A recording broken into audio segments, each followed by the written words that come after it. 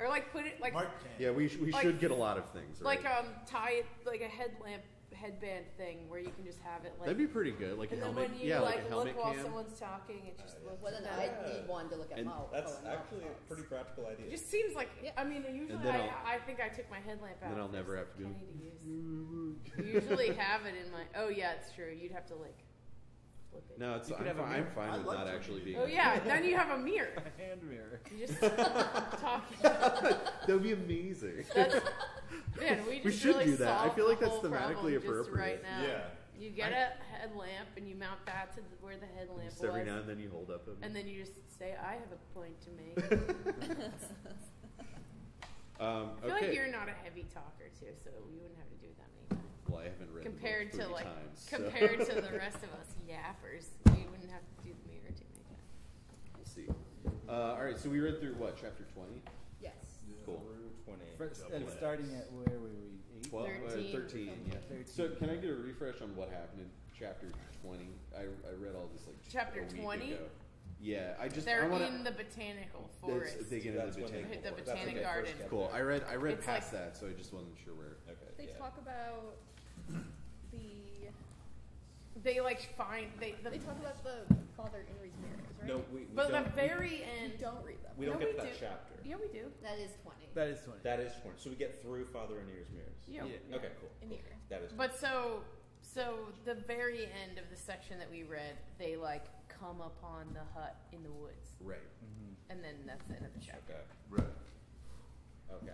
I feel like that was the question he was I know asking. we're not there yet. Father Anier's mirrors might be the trippiest chapter in all of a trippy series of novels. Like, you think that's the trippiest thing that happened? I feel like it kind of is. That's you read what Earth? Yeah, you're right. But Father Well, you Anier's- haven't read Earth? I haven't. Oh. Father Anier's mirrors, though, that's where things are getting into weird. Gene Wolfe's weird ideas about science. Well, it definitely does. It definitely does. And they Like, may be amazing. it definitely does. Like, it's been more or less normal shit happening until that. Like, impact-wise, I guess I know what you mean, because it's like kind of definitely the most first really psychedelic thing that happens, and it's kind of out of nowhere. He's trying to. Okay, I don't know if I'm jumping ahead here, but it's the last chapter. It's the one that haunts me. He's in a box of mirrors, a little room 8 of mirrors, right? And they're reflecting light. And this eventually a being comes into life. A fish in the center of this room is brought to life from the reflection in the mirrors. Father Anier is trying to explain this to a child, how this works, right? Just the same way we describe like gravity or whatever to a child. He's trying to. So he's dumbing it down, right, in his own way. But to me, it makes zero sense. He says if a light meets itself, right, it cancels itself out. Mm-hmm. And then this is where it gets, and then something happens to the light where it either, this is where I no longer understand it, it pushes the light elsewhere or goes into another dimension, and somehow light is propelled this way. And this creates the ability to travel between stars, how they do in a moment. Right. Because light speed isn't fast enough, as Father Anier explains. Right. He's saying if you go faster than light, you can't exist in this universe, which means you have to go to you'll be in another universe. Right. And then when you are back under the speed of light, you come back into this universe, but you've moved in between in the other place. Right. Yeah. It's kind of like the corridors of time, but the space version. The part for me is like, so what's making something go faster than light? The mirror? Squinties. Yeah. Right. Do you think that the bouncing back and forth makes it go faster and faster? Something. Yeah, there's like some kind of mental trick here. All right, let's read it again. That's occurring. It's like when it there's connects. a diagram. It's light being infinitely. Oh, there's a diagram in here? Yeah. Oh, I didn't. can't remember I was where rushing. it is. Yeah. Does the light push the other light? Well, we're going to have to... If we could, that whole part is just nuts. That's so cool. What words are you guys looking up? I'm just flipping to look through. 127. He just said there's a diagram. Oh. I'm just trying to find. Oh, there's a diagram of the mirrors. That's what Connor just said. I think that it might be a diagram of Bria and Yasad, and the mirrors are included in it. And I think they mention the fish. do we do mirror lookers? Oh, no, this? the page. That's it's 127. That's Is it what page is that? 382. This is an amazing diagram. Does this now? It just all makes sense to you? Do we need a shot of this diagram for the camera? Can you see this? White hole near Brianna. Yeah, this guy really only uses MS Paint. It's kind of Oh awesome. wow. Yeah, Now, doesn't see, it there's just the make sense? fish. I get it. Oh yeah. Now that you've seen yeah, that? thank you. Here's the fish. Cleared everything Here's out. like some dude blob. But, Here's a fish. Here's a dude blob. I believe that the attached article, Yasad, the Mechanics of Hyperspace, will also might clear some things up. Okay. I'm going Okay. And apparently, the Baldanders has a physics lesson in Earth, Chapter 42. Oh, I see. That will explain some stuff. Cool. Okay. All right. So there's normal space, Dr. hyperspace, and Baldface. subspace. Yeah. It's like a space spectrum. Yeah, Yasad, Bria, and Abaddon. Yeah. Like, where does the stuff that got sucked into a black hole go? It Do goes you- into a universe lower than this, because it has to go somewhere. Right. And which means in the universe lower than this, what is that black hole here is a white fountain there, right? Right. Oh, And it's all the Yeah, all the That's what stuff white spewing fountain is, into but it. She refers to that. Like she sees like a black. She says like a black hole surrounded by stars or something like that. Do you know? You know what I'm talking about? She it like Yeah. freaks her out. Like a bottomless Wait, pit, wait. did you call it? There's some part in there where she. Oh, where she meant? Where He comes Domina, out. is that what this is? Yeah. Yeah. Domina like sees this somewhere. She sees like a black pit. I think that's the edge of the universe that Severian sees when he passes from this world into Near Bria. the threshold of hyperspace, Yasad, the ship of Zadkiel passes through a ghost region that would seem to be the destination of imploded beings like Master Ash, and by extension, probably also Hildegren. It is also the likely destination for creatures who have stepped into Briatic magic mirrors. That marvelous circle of specula by whose power a living being may be coalesced from the ethereal waves, or, should such a being boldly enter them, circumfused to the borders of Bria.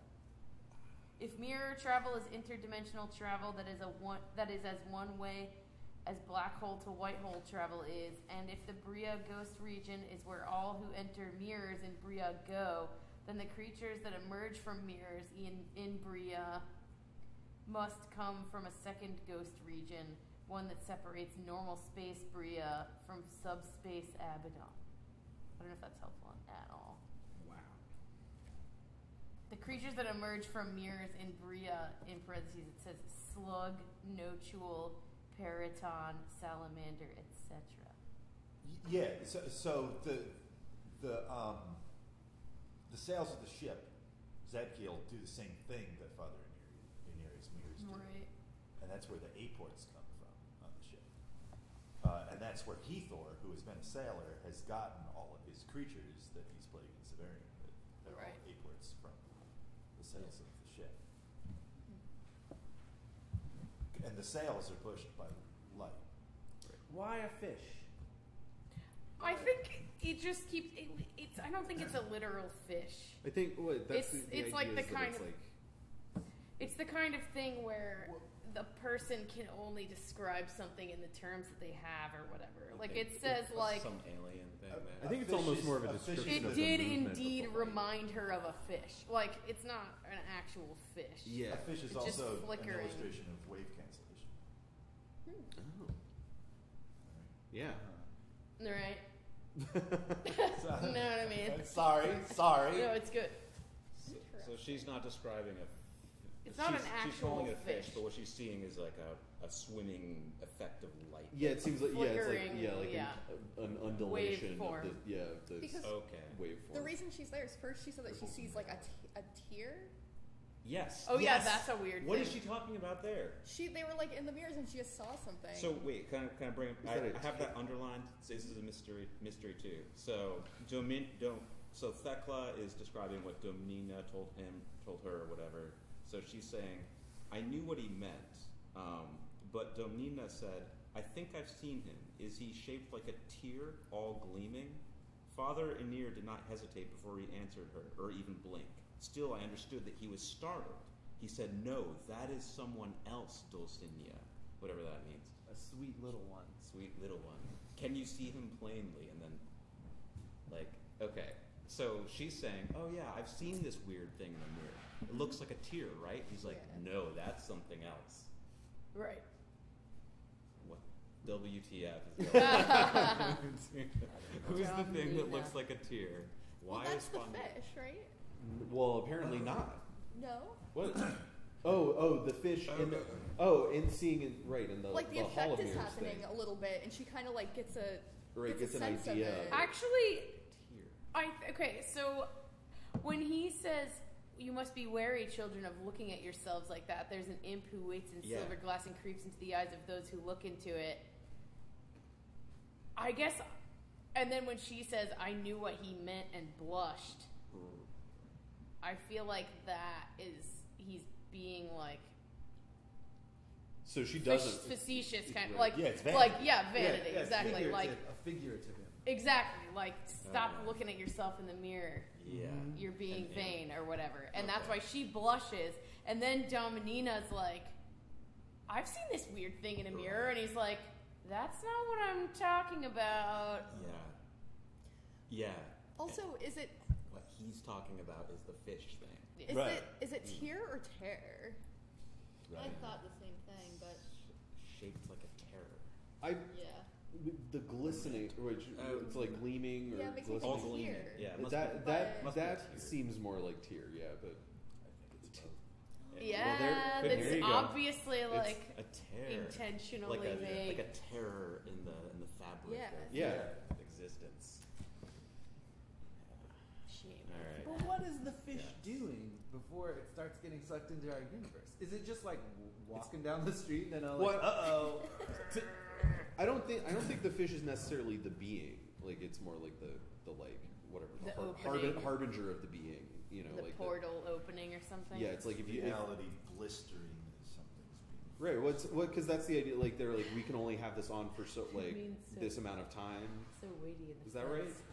Like Father, he like turns it off. He's like we can't let it keep going, or like if we did let it keep going, it would. I can't remember. Oh. So and maybe that's just sort of like it's like whatever the engine spinning up of like the engine of like matter transference or whatever. So he's kind of threatening to bring a thing here, Yeah. and then balking at the last minute, and never mind, just Right. to see that he can. Right. Which is kind of in keeping with how people in power act in Gene Wolfe's worlds. They're always like, I can do anything. Watch me do anything right now. No, I'm not going to do it right now. Get out of here. I couldn't do anything. Remember it. Except for when Severian like pinches the guy's nerve in his neck and he Right, just starts convulsing. Yeah, that He part. didn't really flinch at that request. That That's part's true. weird. He liked I that. kinda like it. Show him you're such a badass, And he's just Severian's like- no problem. Yeah. But that was a nice ending. I liked that. I Yeah. like that little exchange. Yeah, it's cool. Like, I mean, we're so rarely reminded. I feel like, well, there's times like long stretches that go by where Severian's just this like thinky little boy, Right. Yeah. and it's cool when he's like dangles it back in front of Yeah. us. It's just like Yeah, like Well, like, everyone else, when they like catch a glimpse of him, is like trembling in fear.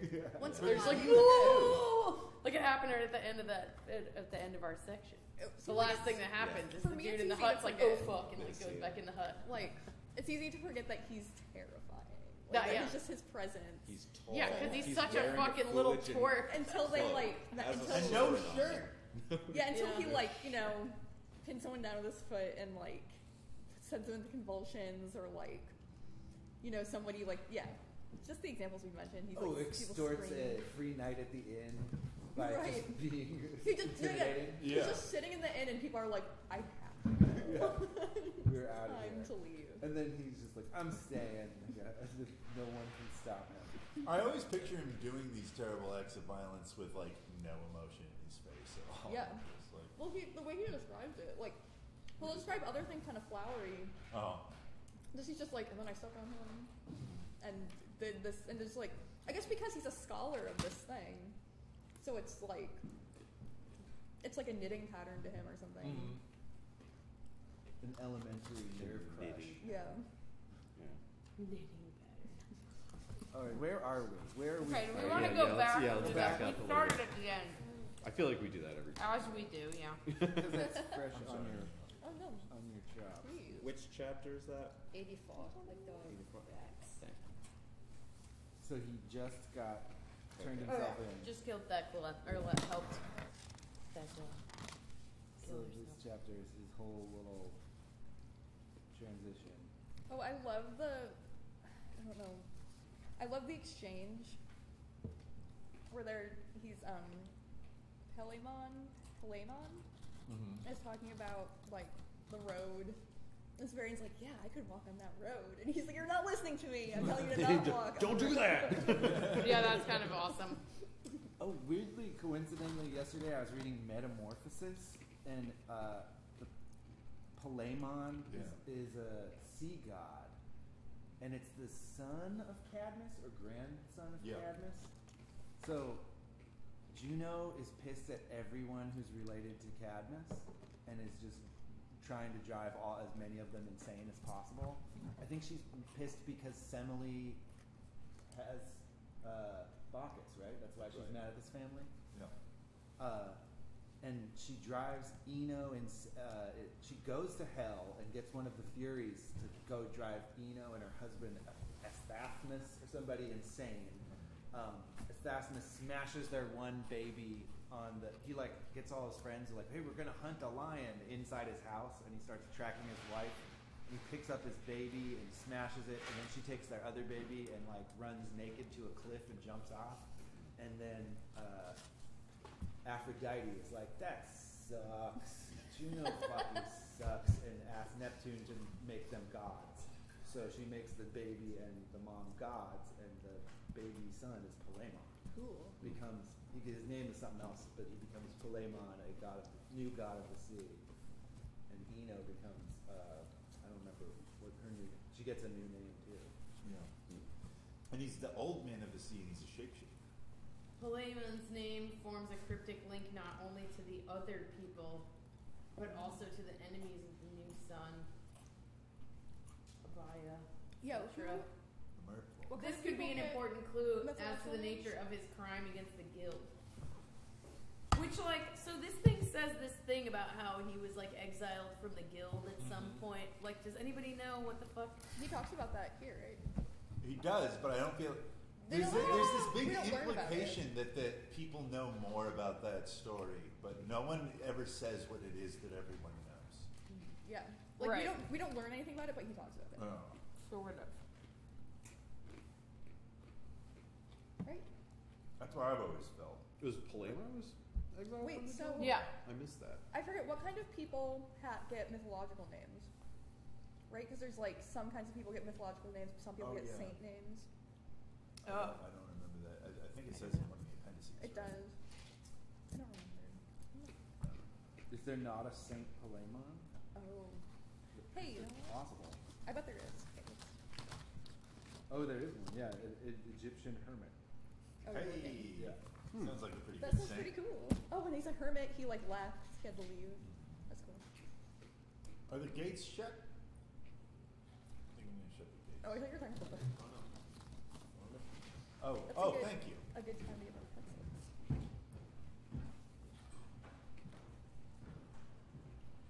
And he brought back Terminus Est from his exile. Where is this information come from? I know, that's what I'm it's, saying. It's when he's giving Chunkinses, isn't it? He doesn't say that. I mean, No, you don't get that much information about where it came from, I feel like. Oh, using that? that locks automatically. Eno became Leucothea. Oh, yeah. Yeah, when you close it, it locks. The gates? Yeah.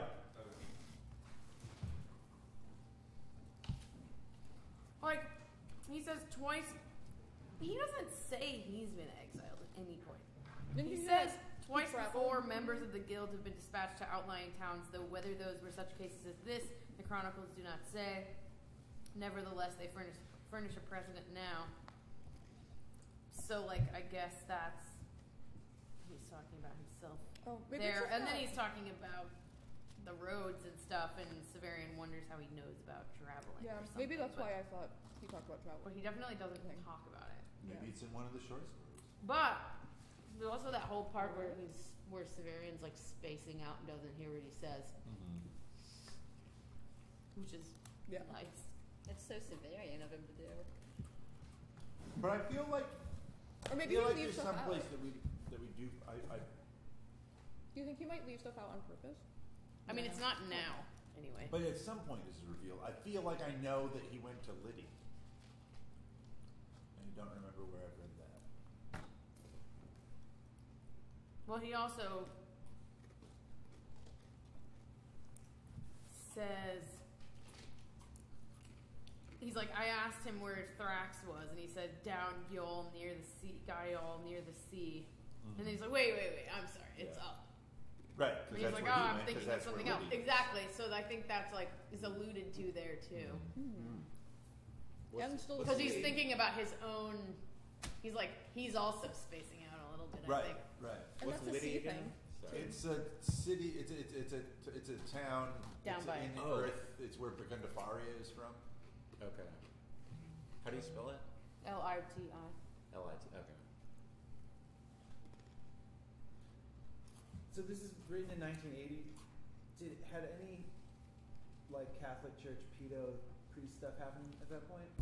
Or is this before that? Like in the news. I mean, it's been happening for centuries. No, Well, I mean, but it being I'm like just kidding. you know, being a thing that people are thinking As about. a tabloid phenomenon. Yeah. No, I think they were still talking about like Satanists then. Yeah.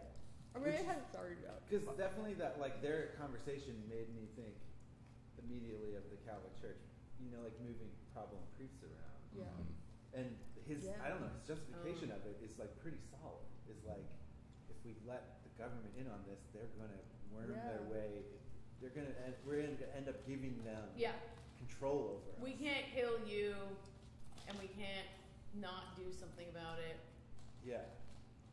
It seems like exactly the dilemma of that the church is having. And it's funny to me that it couldn't have possibly been a conscious illusion, though, right? Because it's too early, right?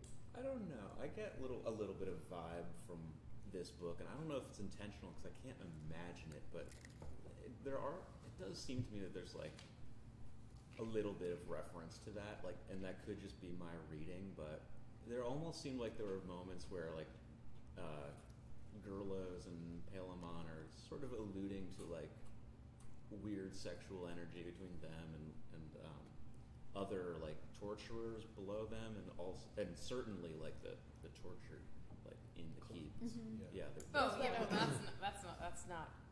There's like the metal right. stick. That's straight up.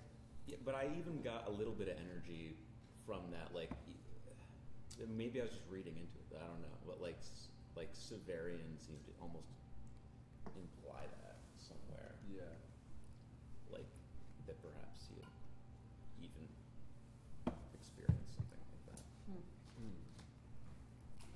Yeah, like I know what you're talking about. Like I definitely got that vibe there, but at the same time, I can't imagine Wolf like thinking that, or I don't know, like weaving that in there. It's hard for me to imagine Wolf. Well, because he's a super Catholic. Right. Yeah, but he's a convert. He wasn't raised in the To church. Catholicism. Right. Yeah. Right. Also, just because you're into Catholicism, some of them, the Catholics are the ones that want to root out that rot the most. There's a lot of Catholics who want to talk Sure, about of course, yeah. even the crazy, weird right-wing ones. There's some of them who do want to talk about that. Right. Get rid of it. Well, I mean, there's wait, no, certain he converted them. You're right. Yeah, so I mean, he could have been an altar boy, is what I'm saying. Right. Yeah. Why did he convert? When he got married, or do you know? I don't know for sure, but I do want to say it has something to do with him getting married. Yeah, I think it does. Yeah, I saw that in an interview. Like he had to for his marriage, and then just got really into it. Yeah. Yeah, I feel like converts into Catholicism are always so much more into Catholicism than people who were born into it. Well, that's Had true. to deal Like with it as a child. Any Right. religion. Evelyn probably. Waugh is a convert, became insanely Catholic, and J.K. Heisman's also convert. Winnock is the link.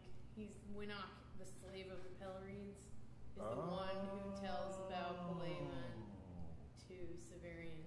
In the sick tent. Mm-hmm. There we go. I knew I read it What someplace. book is that in? 3? 4. 4? Oh, it was right at the beginning of 4? Or midpoint?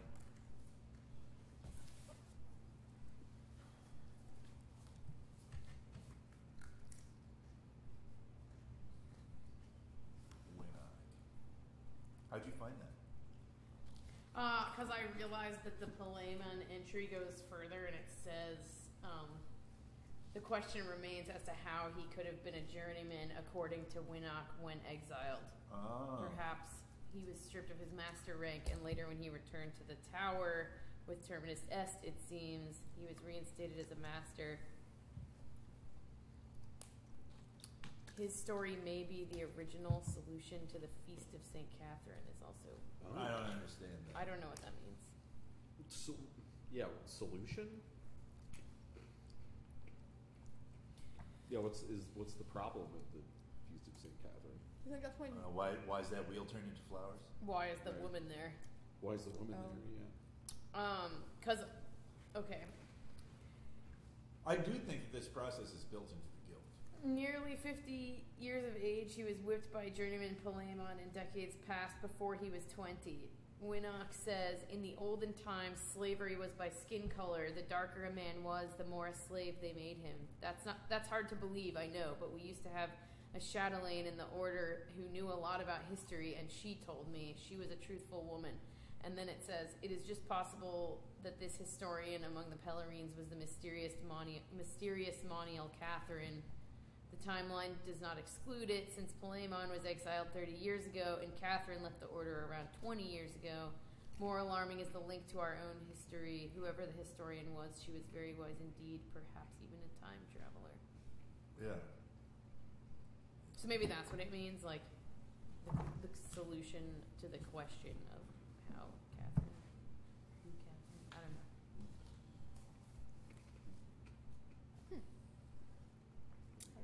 Anyways, I like Blake. He has a cool eye. I like Grillos too. Yeah, and Do you then like this also how- the thing I found curious was this, for some reason that I flagged, was this line, though I knew he could scarcely see my face, I felt that something inside him was studying me. I don't know why I flagged that, but I'm like, what do you mean inside him? Like, what is he studying you about? Like, what is that? Huh? What is that? It's a fish. He's scanning It's the vanity amp. with his cyber eye. And then Severian's like, I'll leave now. Yeah, I'm out. I'm ready. Well, this is it. He's getting everything that he could have possibly wanted, leaving the order while staying. Yeah, I love how he's Yeah. always like Yeah. feels guilty about how happy he is. Yeah. I think that's really funny. Maybe He's he- such a yeah. little shit. Like maybe that's what he felt. Like he doesn't. Maybe he doesn't. No, he knows shame, but like maybe he Kinda. feels like embarrassed that he's so happy to leave, and Palemon's like, "So do you want to go now or later?" And he's almost like too afraid, not afraid, but like ashamed to say like, "I should just go." And he does, and he must know. I think the Severian feels shame. I think that he won't admit to it. That's or what I talk mean. about it. That, like, I think that he definitely. He like Through describes action, it. he demonstrates. Yeah. Won't be Well, I like, mean, I feel I'm like- ashamed right now. So we'll Ye- describe it as like he was looking at something inside of me, Well, which is what that feels like. like, it's always what he's not saying where you can see his shame. The things that he like talks around, the things that he's ashamed of. Right. Yeah, that's what I think he's doing here. Yeah. Like, Yeah. Yeah, Yeah. and all the times he's like expressing that he feels ashamed is like total bullshit. Yeah. Yeah. Oh, I feel so bad that I like. distraction. Yeah, you're like, yeah, right. Right, like when he says, like, "Thank you, master. This second group is correct." You know. Yeah. Yeah. It's a He's group that such thinks a he little deserves shit. agony. He's like, "Yeah, they're right, but I'm gonna go on this cool adventure." Yeah. I'm gonna go become king of the world. Not that he knew it. Love that part when he's on top of the tower, just kind of looking out over the whole world. That's a nice scene. Just a great bit of writing there. He's like looking out over the seas and the towers and the city. the flapping foliage and pennant.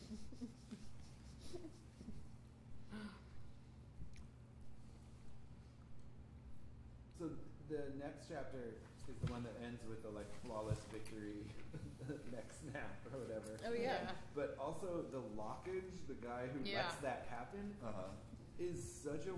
I feel like this is a Gene Wolfe thing. This like fantasy bureaucrat who gets it, right, and like really actually does care about his job, right, and isn't so bitter that things aren't going well. You know that he's like horrible. And recognizes competence when he sees it. Like he's it's such a weird fantasy character. That's true. It is like the most the most fantastical character. He's like the smartest person in the book. Yeah, he's like a guy who's like getting. He's like, didn't you smell him when he came in? I smelled this, and this. Yeah. He's like rust, Sherlock blood, Holmes. sweat. Yeah. Yeah, and doesn't you mind, dumbass. doesn't mind one of his underlings just getting like hosed here. He knows that's the only way he'll ever learn. Yeah, you know, you're gonna have to get your nerve crushed. If you can't trust your nose, then. So you want to go fight the Ashayans? And in a way, Gurlos and Palemon are also this archetype. True. They're like because they like know the full. They have like the big picture view. They're not just like. It's like a boss you're glad to have. Like you lucked out having that boss. That one person in the organization who's like relaxed but serious, or takes things in stride but really does care about. Really knows what matters. It's true. That's really funny. Can anticipate problems. Yeah. And it seems silly when I was reading this chapter, but then also I was like, well, if you're writing a fantasy book, like, yeah, why not? Why not imagine a beautiful, impossible creature like the perfect bureaucrat? Well, I also think that Gene Wolfe kind of, like in his like engineer mind, identifies with that. Right. Yeah. He is that. I think he believes That's in that him. person. Yeah, exactly. He's like, I want everybody to run their whole lives like engineers, and this is how it would be. And that's great. So that's great. Severian meets a series of kind of just guys out there in the world, like the guy, there's the librarian, of course, but also the guy like cleaning off, like the curator or whatever you call him. Like, Rudison. You know, he meets this cast of characters who are like professionals, basically. Yeah. You know, and each one is like a little bit different, but he really defines each of those characters really well. And I feel like, yeah, these are pretty ordinary characters. A lot of times in like fantasy or sci-fi tropes, you know, you're only meeting like the generals or like the greatest soldiers or whatever. But Wolfe's world is populated with just like the characters from the bureaucracy, like average soldiers kind of walking around and hanging out, you know, like this guy here. But there's a richness to them. I think that I mean, particularly Palemon and Gurlos, where they're like, I feel like a lesser writer would have them just be these kind of like whatever wizened like elders of this society. For sure. But they're like super weird. Like they have a lot of their own problems and like weird quirks and stuff. And you don't even see that much of them, but like you get a really good feel of like, oh, these are like really interesting, well-rounded characters. And like Rudison and the librarian too. It's like you only get a little bit of them, but they're just like so vivid. There's so much character in them. Yeah, they're not throwaways. Like each one is considered as a person. I think, like as you were saying, like this is like. There's not many characters that make it through the whole book. Yeah, you know, like Severian's the only one who's always there, and pretty Right. much everybody else has vast swaths where they're not there. So there's a lot of room to develop those one-offs a lot more. You never get the feeling that they're just there. You know, like when they're in the book, that's like the whole of their character. There's like there's a whole iceberg under there. Yeah. Basically. Like you could write a whole other like series about any one of these characters. Yeah. Well, and it's interesting how often I feel that in the big pool of people who are overreading this book, that they feel like they can find that. It seems like for so many of these small characters, they're like, no, there's so many other things that you can figure out about these people through weird clues and other people's stories, or like decoding their names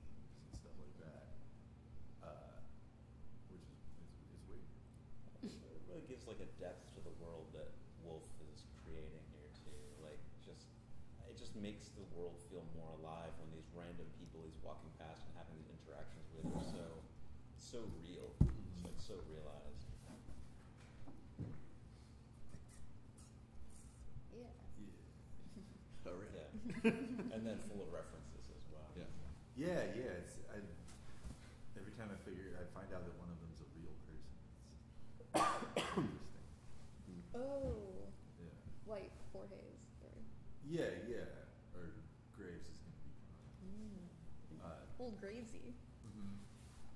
In general, it's kind of a transition-y chapter. I feel like not a great deal happens. Like we get to see Severian flex a little bit, and we meet this odd character. Which one are we talking about? That chapter, Terminus. There's some nice descriptions of I love the city bridge. as he's walking around. Yeah, I'm walking over the bridge bridge. sounds nice. All I these like the name of it. characters on the bridge. Like there's like beggars. Oh, I love how he Externs. causes a scene. How like Yeah. the authorities are called just by his presence. They're like, you Yeah. cannot make it out of here. I feel like that's the main point of this chapter. Is like just so you remember, Severian like stands out. Like he's like crazy. Right. He never comes out and tells the reader that really, but you're like, oh yeah. Is this he, is guy's he wearing his mask out in the walking city? monster. He says he doesn't want to at one point, like when he's first leaving, and I feel like he never mentions it. Oh, but he said that he pulls his hood over, so maybe it's like I didn't want to. I mean, he wears the mask when he does executions. Yeah. But yeah, I guess he doesn't I wear it think when he's out in the world. I think If that he there's- did, he'd be like no face or something. Yeah. Just this There's weird, like a really lurking quick demon. thing I feel like he says when he's walking out about how he didn't want to wear it, Yeah. and then he doesn't mention having it on. I don't think that he does. Yeah. Yeah, he's obviously not wearing it, especially like, or he can't be wearing if he Right, is, because he they can't be wearing comment it for long. and they comment on how he looks like, you know, An like a optimate. non-optimate or Aji would have tried to buy it off of him. Yeah. right. Mask. Speaking of mask, Yeah. So then the next chapter is Baldanders, Baldy. which is As very we call weird. him. Oh, that's the dream chapter is really fucking trippy. Yeah. Truly. And it If like, we're talking about the trippiest chapter. where should this? Is this good night? Where? Some trippy ones. You're right. Yeah. What is up with his hat? I found it on the ground. You think it has a lice? I mean, it was the I don't think it's ground. transmissible to Your the wine wine. lice. Wine lice? It was the ground in here, so I imagine it was left last night. it's probably full of The them. people here last night were very good. Yeah, they seem Yeah, they're all lousy, The most of literally. loud. Yeah, that looks like the hat They're of a lousy with clean the hippie. lice. They had louses. They were institutions. Literally lousy. Yeah, this chapter I feel like there's a lot of very weird stuff happening. Yeah. It is. It's like a Suge Knight move on the fucking end here. Where and he describes like as a. Is this the part where he says like, "Oh, I can't leave. I'm too tired," and then in parentheses, kind of like that's a trick I had heard other people play. Then they go to say, what is that? I'm Yeah, just it's pretty silly. I'm just imagining like working at the bar and Yeah, some dude being totally. like, "Oh, I can't go right now. I'm tired." But how would he have even heard that? From a journeyman, I It would guess. have- Yeah, he Right. says from the other journeyman. It would also have to be a person at the bar that you knew was a torturer. Yeah. Right. Right. You know? Yeah. I mean, like could just start torturing you at any moment. But I guess to the kids at the Madison shower, it's like, "Oh, you'll never guess that this would work, but it works." Yeah. Just tell them you're tired. It just works. They won't touch you. One weird trick. They can't do shit. That's right. I think he's just sitting there with the sword like between his legs. He's just like. He's like, oh, you take people's heads off. He's like, I'll behead some fish right now if you bring them over here. As if that's like, oh, really? Cool. He's He's just trying to be tough guy salty. tough. Yeah. Yeah. Anytime that they talk about him, like all the shit that he has to do with the sword, is so funny to me because I feel like they're always like, I don't know. This sword just seems like a very awkward thing at this stage where he has to like, you know, I mean, Well, it's like a cross. even It's a having cross. it, yeah, I guess so.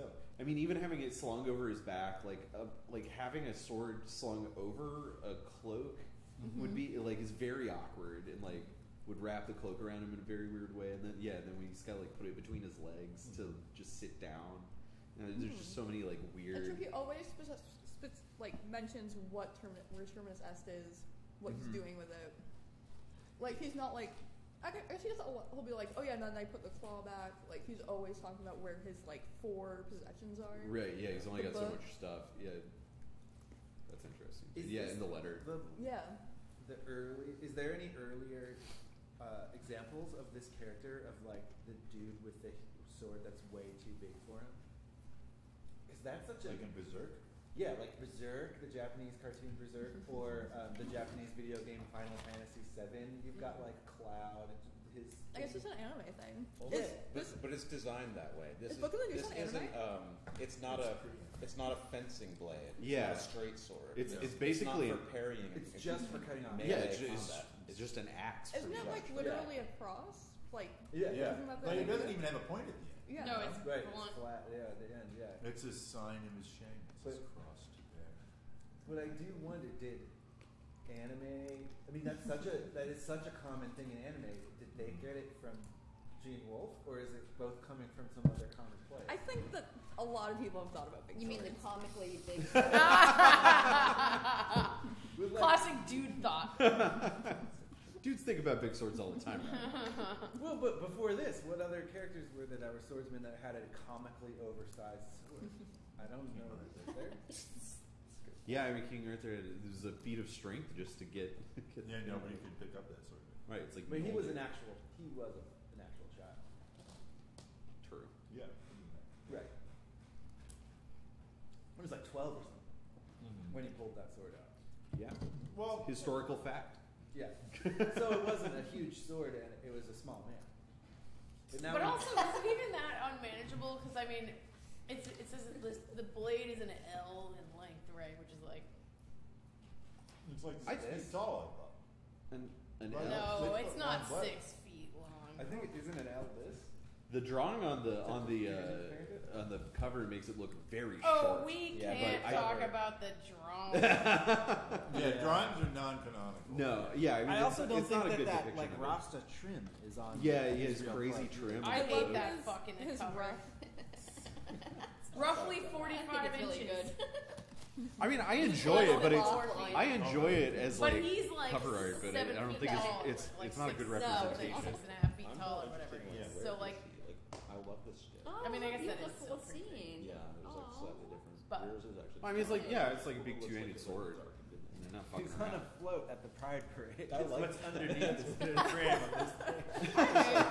totally. Stats under there. We should try to do that at the next Pride. Have a Secrets for the Order of Truth and Penitence. Float. Just standing like silently, like with Terminus S. That's what we should do for Artscape next year. Just like have like turn the Mercury into like a recruiting center for the A for the order. recruiting center. Yeah, for the order. We just have a bar that stands out at about the height of the front of a man. Right. Yeah. And make people try to stand underneath. You're in. There you go. You're in. Everyone's in. I'm just handing knives. Like, all right. Get to it. 3 knives. Knives. So go free flip. knives and masks. Go flay something. Yeah. No. Okay. So what happens in this chapter? He Gets into. he goes in. Yeah, he gets extorts the innkeeper. Gets into bed with Ballanders, and then they both have weird dreams. He gets Yeah. into bed with the biggest man he's ever seen in his life. Yeah. So how big do you think Ballanders actually is? I mean, Is they're it- tall, but At what point? I saw him all like being just big, right? Like Andre the Giant, maybe a little bit bigger. Does he give a measurement at any point? Because Severian is quite Translatable. tall Well, himself. Right, he's getting yeah. bigger. Yeah. Right. Well, Yeah. most of the books. I guess he's not a fixed size. Well, at this point, he says that he's Nearly too tall. For almost the too big for the bed with his knees tucked up to his chin. Right. That seems pretty fucking big to me, Yeah. It's wild that there's bed left for Oh. Severian. personally. Yeah. The For some underside reason, of the number bed. 10 feet sticks in my head in connection with Ballanders. 10 feet. Like Severian's up to his waist when they're standing. Oh, really? Oh, okay. I didn't He's know that it was that definitely dramatic. big. Very, very. There are weird. There's little bits of references that give you an idea of Baldanger's size. Right.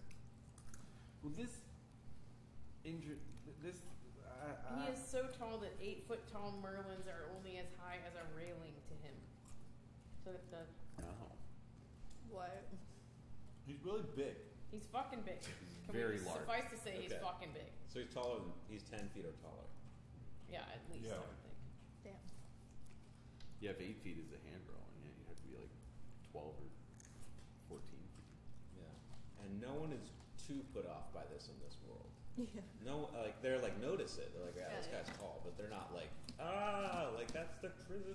Well, like, people do seem taller. Yeah. Right. So. But this guy's taller than everyone. Yeah. It's not like he's not like Rusty Burke, like walking around where he's like, oh, that guy's tall. It's like This guy's like tall. a giant. Like if you saw an actual literal giant, you'd be a little bit afraid. Like a human being who was like 12 feet tall, you'd be like, this is unnatural. This is scary. I think but in this world, probably- that's not. But they're also not afraid of the people with dog heads. Right. So I think people, a lot of weird stuff is going on. People see weird stuff. Yeah. Probably pretty often. Probably more than Severian mentions. Definitely.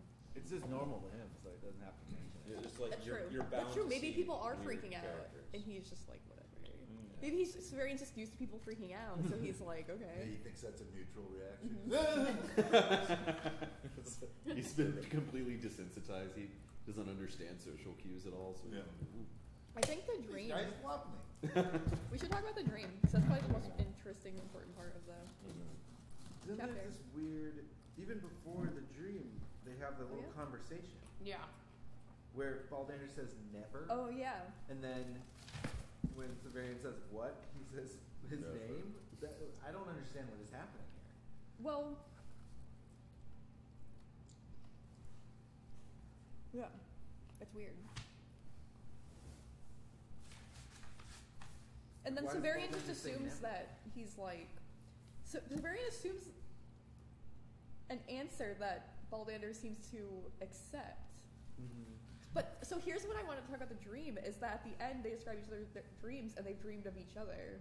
Mm-hmm. And so what if they're like having some kind of weird conversation that Severian doesn't understand? I mean, I like wonder a if second it's like he's conversation. trying to say Severian. Mm, He's like asleep. So never Severian. maybe. The last thing that was said to him was, "Aren't you going to wake Goodman Baldanders and see who your lodge mate might be?" Oh. So maybe he's just responding to that. Oh. He said never. Yeah. Yeah, you're right. It probably is exactly what it is. Okay. Yeah, I think you're right. So he's saying I'm never going to wake and see who he is. Or Or that like he's never never going to gonna see let who he someone- is. Okay. That makes sense. And then Severian pretty much dreams exactly of the fight they have later. Yeah. Yeah. Right? And But- it's so but funny. with puppets. It's really weird because like With Puppet fun show puppets. inside a dream. before I read this, I had just read that chapter because I'm reading like yeah, and so it was really. Double I duty. was like, yeah, this rules. Like I was like, it's weird to like read that chapter and then read him meeting Baldanders and Dr. Talos. Mm-hmm. Like after you find out what their deal is, kind of. But yeah, the fight, the sword breaks. Interesting. It's real weird to have a puppet show inside a dream. True. Well, it's I think we would all agree. because do we think that fight has been manipulated into existence by the Oghart? Is that the implication? That like He like puts on an actual show and beams it into yeah. Zorian's head. But it has to be puppets in order to show that they're being manipulated. Yeah, yeah. Oh, Huh.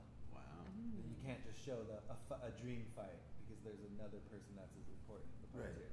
Yeah, because the point of it is that this has been Orchestrated. exactly Hmm. as so much of Severian's life, I think, is. Right, of course, yeah. Well, then, yeah. Wait, so before that though, he dreams about Abaya the Undines. the Undines, which is Baldander's world. Yeah. Yeah, that's what. Is Baldander's trying to get big to mate with Abaya? I think that's just his destiny. I think that's just like. I think I it's think a that they're- byproduct. Oh really? Like, I think that he's trying to become a perfect man, and the byproduct of that is that he just keeps getting bigger and bigger. Oh. Well, remember Like, I that think thing there's life about the extension going on. exaltants? It's the life Yeah. extension. Yeah. But I thought he it's was like an Undine. it's like the thing about the why they're all so tall is because they're artificially keeping themselves young, which Right. makes you keep growing. Right. Which is how the Undyne's going to be. Like, Oh, okay. You think the Like Undines yeah. are a byproduct? Yeah. Okay. Yeah. You become an Undine because you pursued eternal life. Huh. Or He And you also just get sees so a big. vision of him in the battle when he's flying on the Asian leather wings thing. Mm-hmm. That happens first. Oh, can I? Oh yeah. Yeah. Thank you. we really should get some like sponsorships for our webcast. I think that's Maybe true. we should get viewers first. We have prominent logos every time. How many people Right? are watching right now? Are there Mark, buttons? Aaron, and me. One. There's one person. What? It's Mark Who is it? Aramini. Ask who it is. Can you tell? Is there a Is it chat you? like on Twitch? I don't think that it counts me as one of the I streamers. bet it does. I bet it There's nobody can possibly be. And if they were, they're Who'd even turning it heard off of it? now. Just said who God did. help them. Just said who dis. Did they say who dis back? They also said who. Not yet. New We'll have to cast. see. Maybe Who dis? maybe they'll realize that we're talking about them once the buffer catches up. Nice. Oh no. What just happened? Our China. Oh God! Our fine shirt. Oh, you guys, we were talking before about. I'm just gonna keep going. Yeah. We were Yeah, talking you- before about how people knew about Dr. Talos being an android, and it's like he's straight up right when he shows up. I wrote here, machine right out the gate is what I wrote. I was Because so he says- impressed at how lifelike What this did- man was. What did Yeah. what did you see that said? Because he says he shows a good many gold teeth when he smiles. Immediately. That's like cyborg right Also, there. So he actually looks later normal.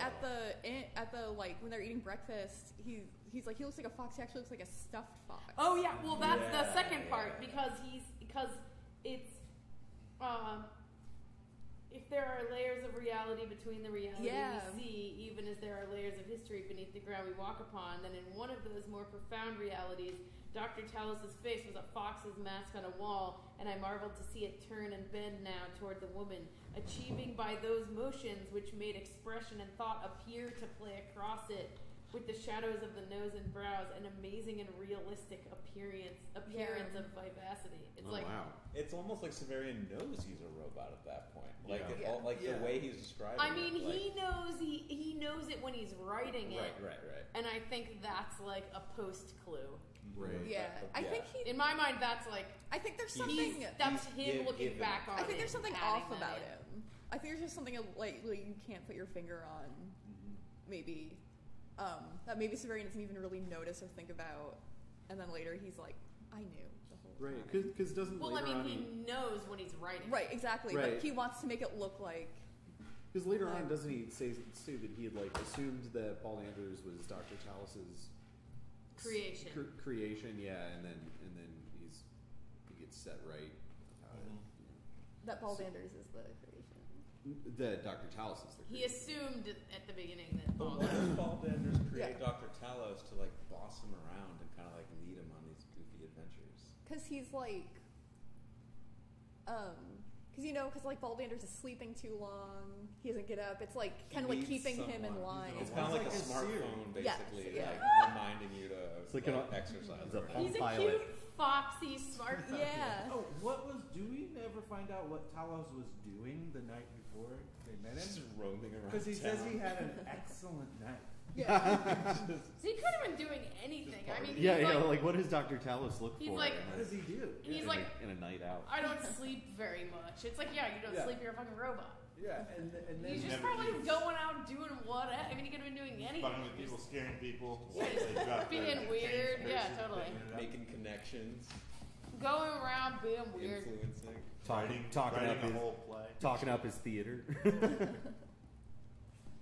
I love them. Meeting with the autarch.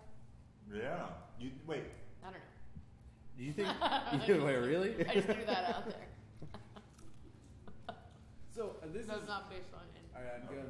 I'm busting maybe a little off track here, but when we continually talk about the autarch manipulating events in Severian's life, and this puppet show seems like kind of a big Indicator.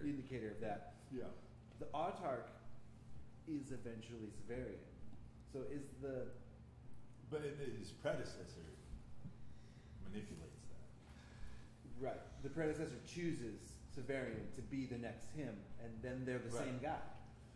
So is the kind of the more esoteric message here behind this whole like That Severian's like dynamic? creating himself. Yeah, is it like that the things that like what appears from one position to be like fate forced on you from the outside is not really from the outside? Is that kind of one of the underlying messages of this story? Do you mean writing this with the fact that he is now the autarch and is the autarch, And knows everything. and knows everything, that it's like that makes the way that he perceives the story to have unfolded happen differently. Where like now, I guess I'm thinking about like what Gene Wolfe's like idea about how to live that he's expressing in this story is, and I feel like I'm trying. I guess I'm wondering if there's a point that he's trying to make with all of this like puppet master imagery and like the the like laughing dildo guy in the brothel and stuff. This sort of like this idea that Severian's being manipulated outside of his own awareness, and like things that are happening to him are kind of like fated. It's like what he's choosing isn't what's directing his course. It's like these outside forces. But the outside forces are the autarch, and the autarch is And he eventually is the Severian. Is that like I'm kind of busting way into a general place here? But Well, like, it's also an interesting metaphor for the memoirist of like, this is what's happening in the story because I'm justifying where I am now. okay, Mhm. yeah, Like, yeah, because the author is creating the story, choosing what to put in it. right. right? Oh, Oh, it's and too many layers. He kind of makes a reference to that at some point. Yeah, in when this he's talking thing, where about he's like, the other autarchs he says. stories. It's weird that I know it's weird that I'm going into so much detail from this. I could have like very easily just said I went in here and then I walked over here. And I guess that's like talking about kind of. Yeah, he must be referencing that kind of concept of like you choose later what parts are relevant, and it's like it is relevant. This is boring, but I'm letting you know. Well, it's funny too because I feel It's like the relevant. point that he's like making when he's talking about that, the point that he's like outwardly trying, like supposedly making, I feel like he's like, oh well, all these other stories are like way too general, and everyone can use them for their own purposes. So I'm trying to make this like as specific as possible, so that everything's very clear. Right. And you're just Yeah. like, okay. I mean, I think that's kind of like a joke. True. To me, that was kind of like a joke. I was just like, what the fuck? Yeah. You asshole. Yeah, I think Gene Wolfe, the author, understands. Right. That's a joke. Yeah, Yeah, exactly. I think That's that what Gene Wolfe yeah. is a better person than Severian. I We haven't hope really so. talked Oh, about yeah. that Yeah, yet. you wouldn't have to go And I too want to far. say, I I do certainly think hope that so. Gene Wolfe is better than Severian. And Severian is now that not you bring it up, though, genius. I'm never clear why Gene Wolfe creates the character of Severian, who is so amoral and evil and it isn't clear to me how Gene Wolfe thinks about Well, Severian. It never was clear to me. Like, and in fact, it is almost problematic. I would Well, say. I feel It like- is problematic. I feel like he's an obvious little like turd. I think it's You what don't write Gene Wolfe someone is to be afraid that such he a is. turd. Yeah, I think it's You're guilt. like- I think guilt is the root of Severian's creation. Well, he's also writing in this like Jack Vance tradition, and like Cujo is yeah, like yeah. kind of a jerk. amoral jerky character like that. I think you once described him as like Larry David, like usual, like Yeah, he is kind of like walking around through this world, just like getting into adventures, but being like an obvious jerk. Right, and so I wonder because I feel like this series is like sort of obvious or vocally indebted to Jack Vance. Yeah. In a way, and I wonder if that's part of it.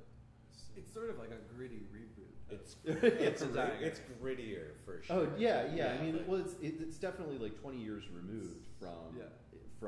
like what Vance is doing. So he's like playing, I think, with Vance's like archetype of this like future dying world jackass.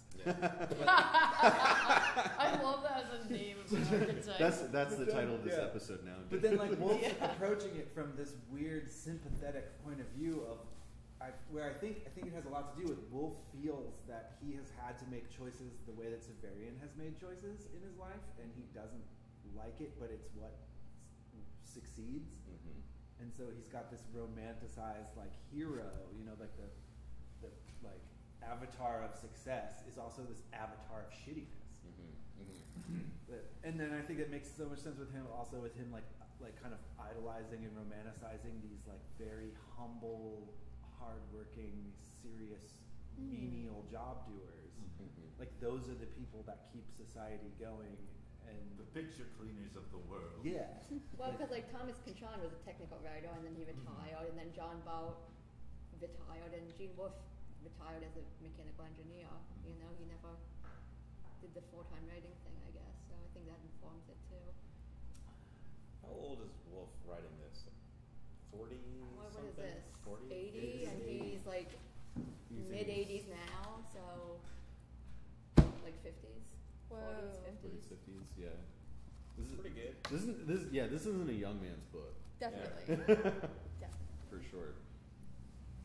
So I've still got time to write my masterpiece. Wolfe did it. That's right. Every All day you that have to you're do is alive retire. is time that you have to write your masterpiece. That's right. Right up until you die, you can do it. Sure. It's an important thing to think Yeah, all Tim. the time. Danielle Steele I wrote agree. all 12 of her best books on her deathbed. Is that right? How long did she die I for? think she's still alive. You know, I have a book that I got from PMF that an artist literally photocopied every page of an entire Danielle Steele novel and then bound it. And then sold the photocopied copy. Have you When I- read it? No. It's in a glass case. That's in an my- object art. Next time you all come over, like look, it's, Oh, I it's in noticed that it. glass case. You did. Yeah, I saw that, and I was like, that's what that must be something. 31.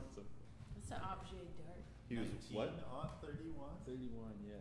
30. Yeah, so he would So have he's been in like his 50s 50. when he wrote these. Dang. He's pushing 50 when he started. at Cool. least. That's pretty bad. That's cool. Cool. Yeah, well, I mean, he's busy inventing the fucking Pringles. That's right. That takes time. It does take time. I mean, back then mechanical engineering was more blue collar than it is now too. That's Now true, it's for yeah. computers and everything. Yeah, I mean, there's a lot of math. Definitely. Drawing pictures. It's actually still fairly blue collar. My brother's a mechanical engineer. More so than like electrical engineering, I guess, but Yeah. still they really benefited from like the STEM boom.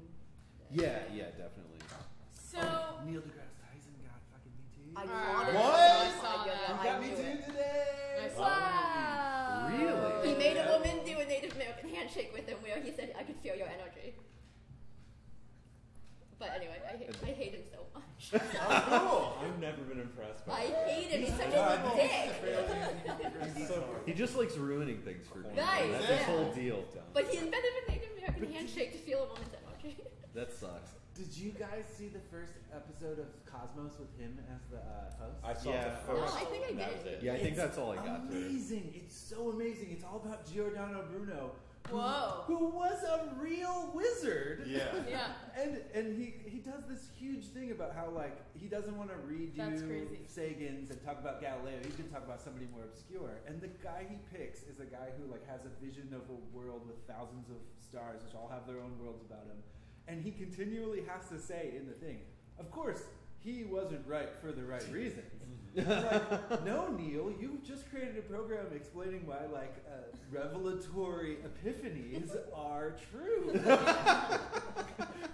He tells the whole story of a real wizard who saw how things were without telescopes, and then tells us, like, well, that doesn't. It's not. What I'm saying is the church is bad.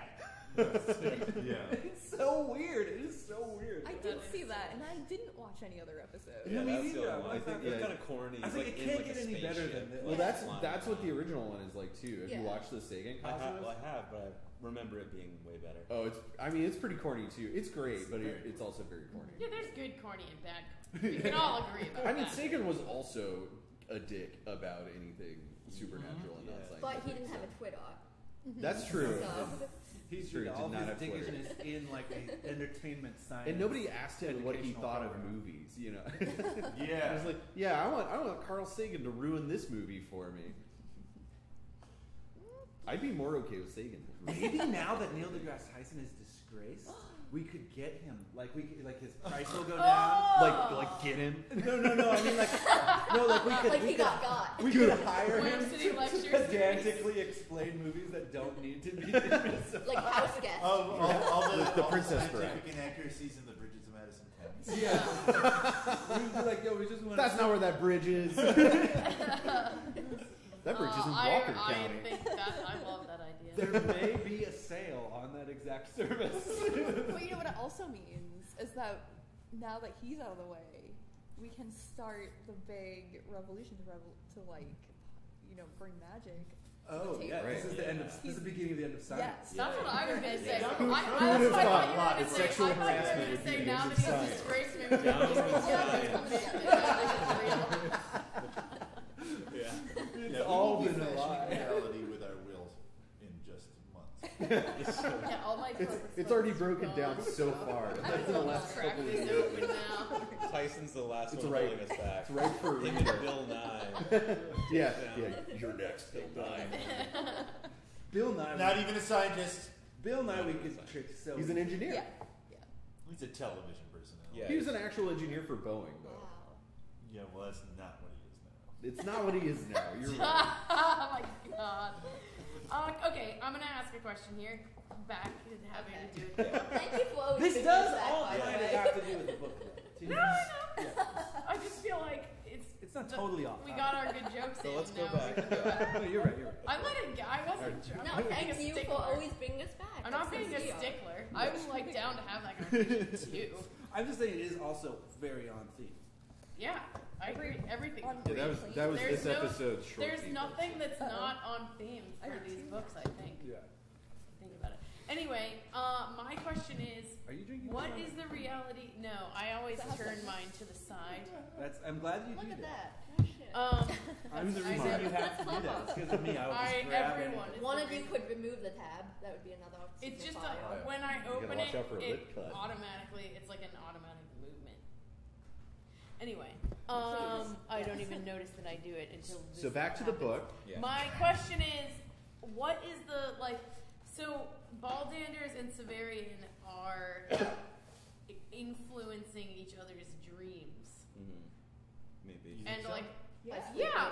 close Well, proximity. yeah. I mean, Baldanders Does even Baldanders says throw off he like says psychic energy? then I know where he says he slept here, doctor, and then they nod, and then he says, then I know whence my dreams rose. Yeah. Yeah, and he describes And Baldanders, I Norwegian think, Tower. like Severian is having this dream when he lays down and sleeps next to Baldanders. So I don't see what. Yeah, it seems to me, and this only happens once, where like they're having concurrent dreams, kind of about each other. So like, I guess my question is, Baldander's what's dream up? sounds weird too. It's like dream Dismembered of caverns, arms or stone something? teeth dripped blood, of arms dismembered, Yeah. found on sanded paths, the things that shook chains in the dark. Sounds like a That's dope D&D his dream. like Yeah. dungeon. Yeah. It made me think that maybe like the Matachin Tower is like kind of even scarier than he describes it. But it doesn't sound like they would have arms laying around. They sound very like they're pretty tidy. Well, yeah. Is there any way that this is describing when Severian is hunting him through his fucking crazy castle? Yeah, I think I don't think it has to do with the tower. Oh shit! Yeah, you're right. Yeah. Oh, because then because they're both dreaming they about both their dream like about a fight. their future together Totally. or whatever. Okay. But I guess what my I was question picturing is it like, something else. how is that happening? I don't know. Was it? It's weird. I mean, I think one possibility is that anytime any two people sleep in a bed together, especially if you don't know each other, you'll influence each other's dreams. Yeah. I think that Influence something. there's some effect that Baldander's has from the crazy experience. He seems to have. I don't know. He's like almost like gravitational pull or something. Like maybe he's pulling Severian in a way. He's so big. Wait, is Baldander's a human, but a higher evolved version, or is he? He's a manipulated human. Manipulated human. Yeah. Okay, that's what it is. I don't think he's a non-human. Okay.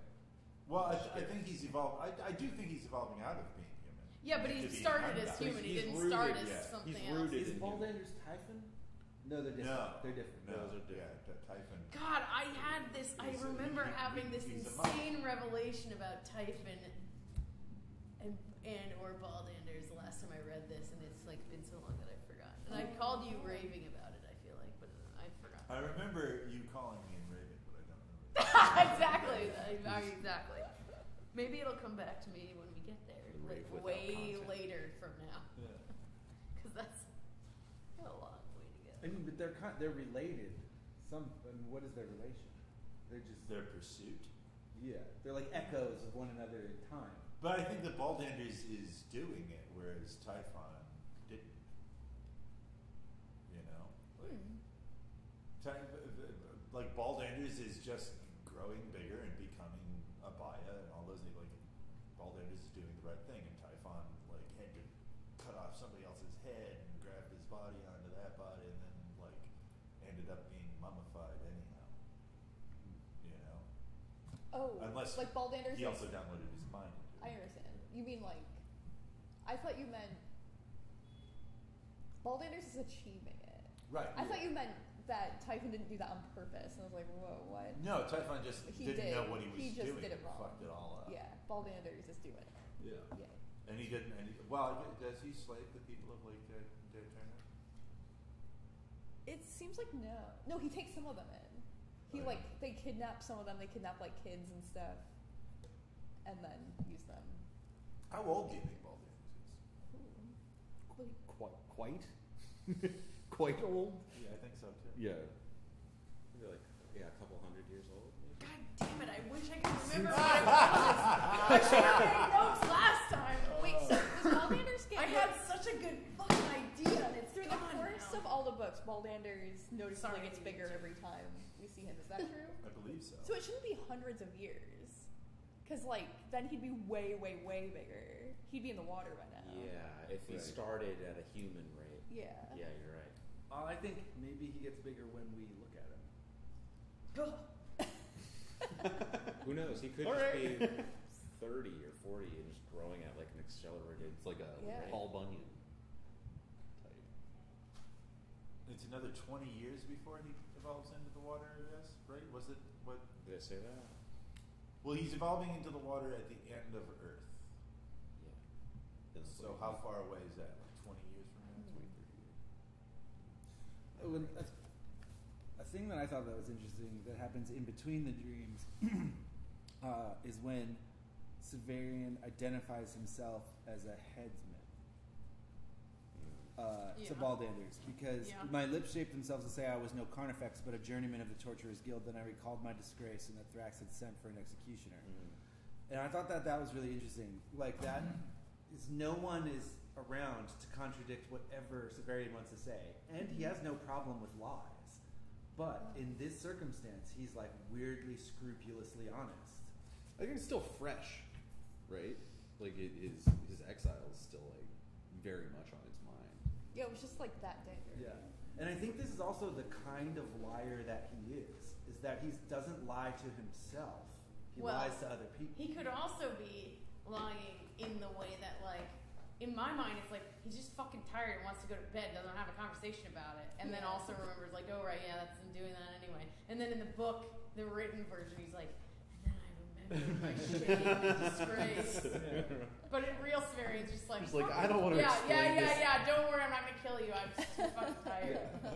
Yeah, because he definitely does, like, the words. That's like the way I think about this fucking show.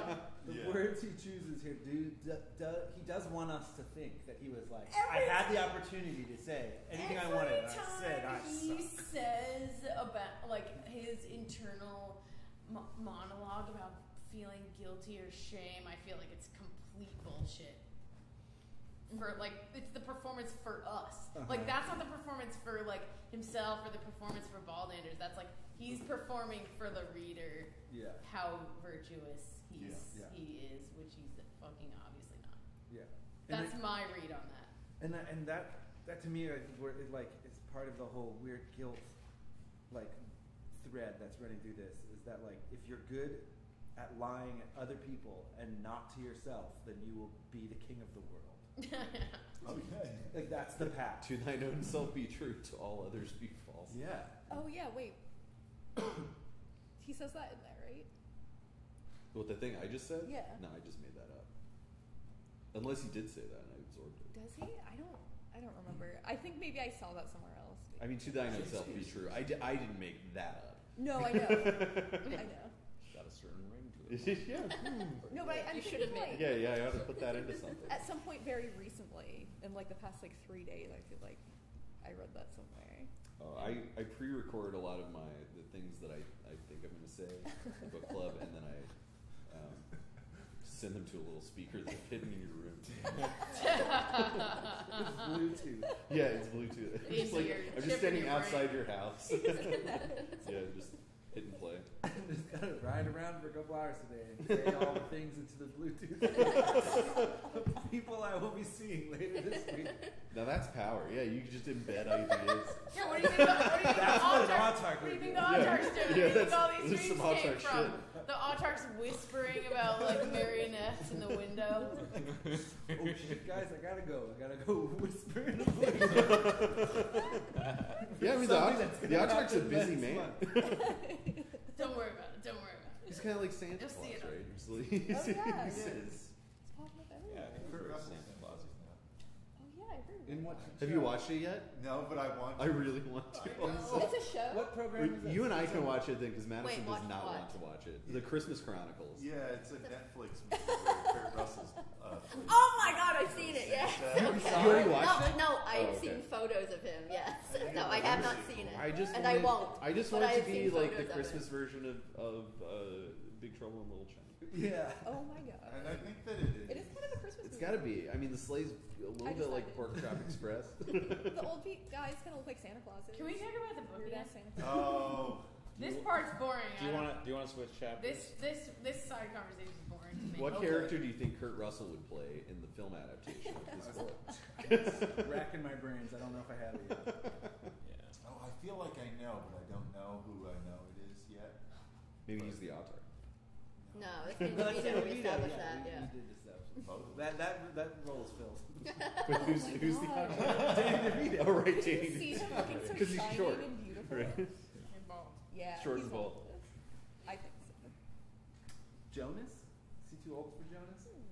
He's not cool enough to be like. He's too Kurt much of a Russell jock. isn't cool He's too enough? much of a jock or something. Snake Fucking kidding me? Isn't Snake cool Plissken? enough? Kurt Russell. Kurt Russell's cool as shit. Would Ron Perlman be Baldanders or? Oh, no, that's perfect. Yeah, that's very good. I mean, who else do you get to play a man that is? We don't have a very big living person any longer. No, you gotta put Ron Perlman. They don't live very long. No. The smaller ones live longer. That's Weird fucking that right. the- Yeah, it's weird that they live We way shall longer know. here. You know it. Like Danny DeVito. He's living forever. He's immortal. Yeah, I mean he's in his 80s and he's acting all the fucking time.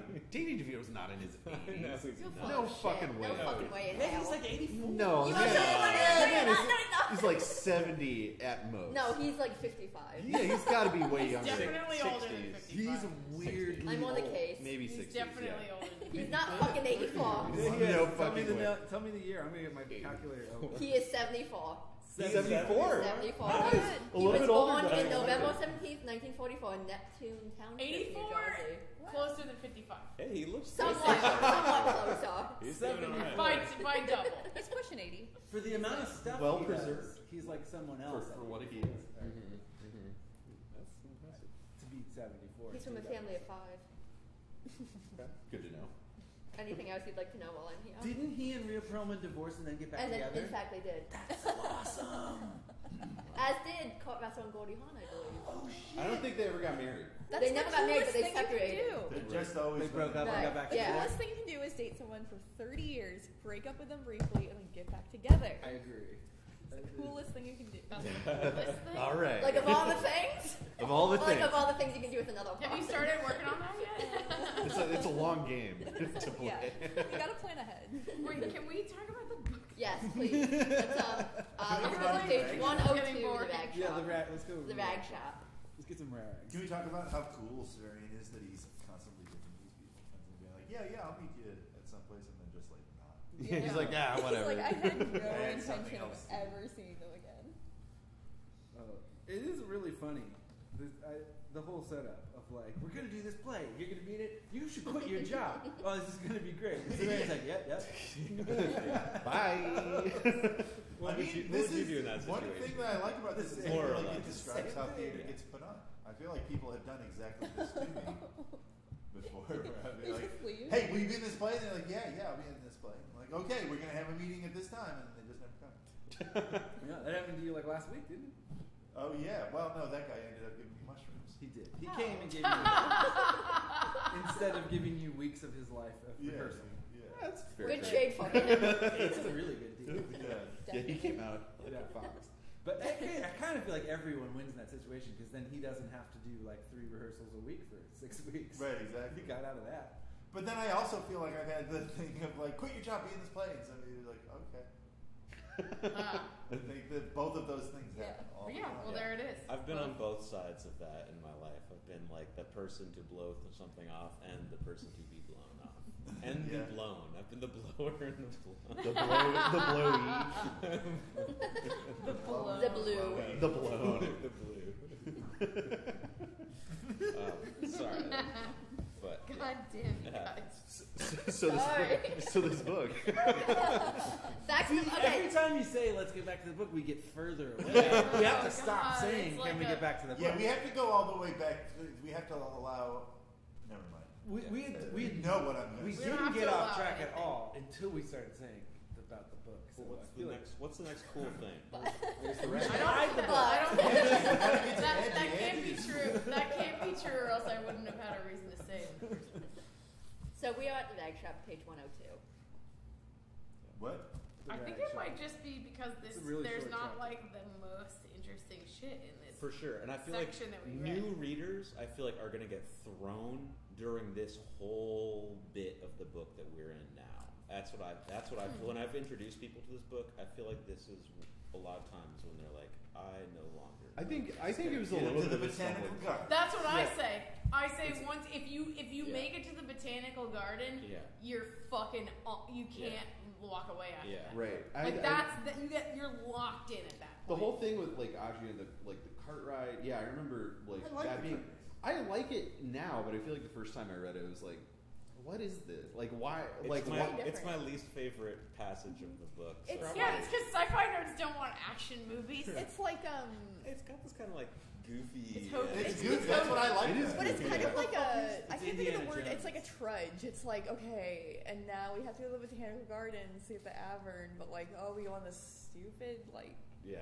chariot race. So yeah, as a new reader, I would agree. Like the part where he was telling him about how the roads don't use those, and that was kind of cool because it's like a fallen city, and you can see that. And then this is just and then it gets the meals, which was cool. But we meet his ultimate bad guy here. Like his main antagonist is Agia. Yeah. Right. Mhm. Yeah. You know. Oh, for sure. Oh No. yeah, she doesn't. Yeah, and I love this, but I feel like the book had like a little bit of a thrust, you know, and then here like it kind of like the narrative kind of like starts to break down a little bit. It's like, what's going on? It seems a zero. I feel like this is a point in the book where like it really like the time stretches out a lot more. Like totally. It's like things aren't moving nearly like they're moving very quickly through the city, but the actual like reading experience of it is like way more protracted. Like it's not like a. It's like his not whole, a fast his scene. whole life up until and this day, and then this day is described in like now we're getting moments in detail.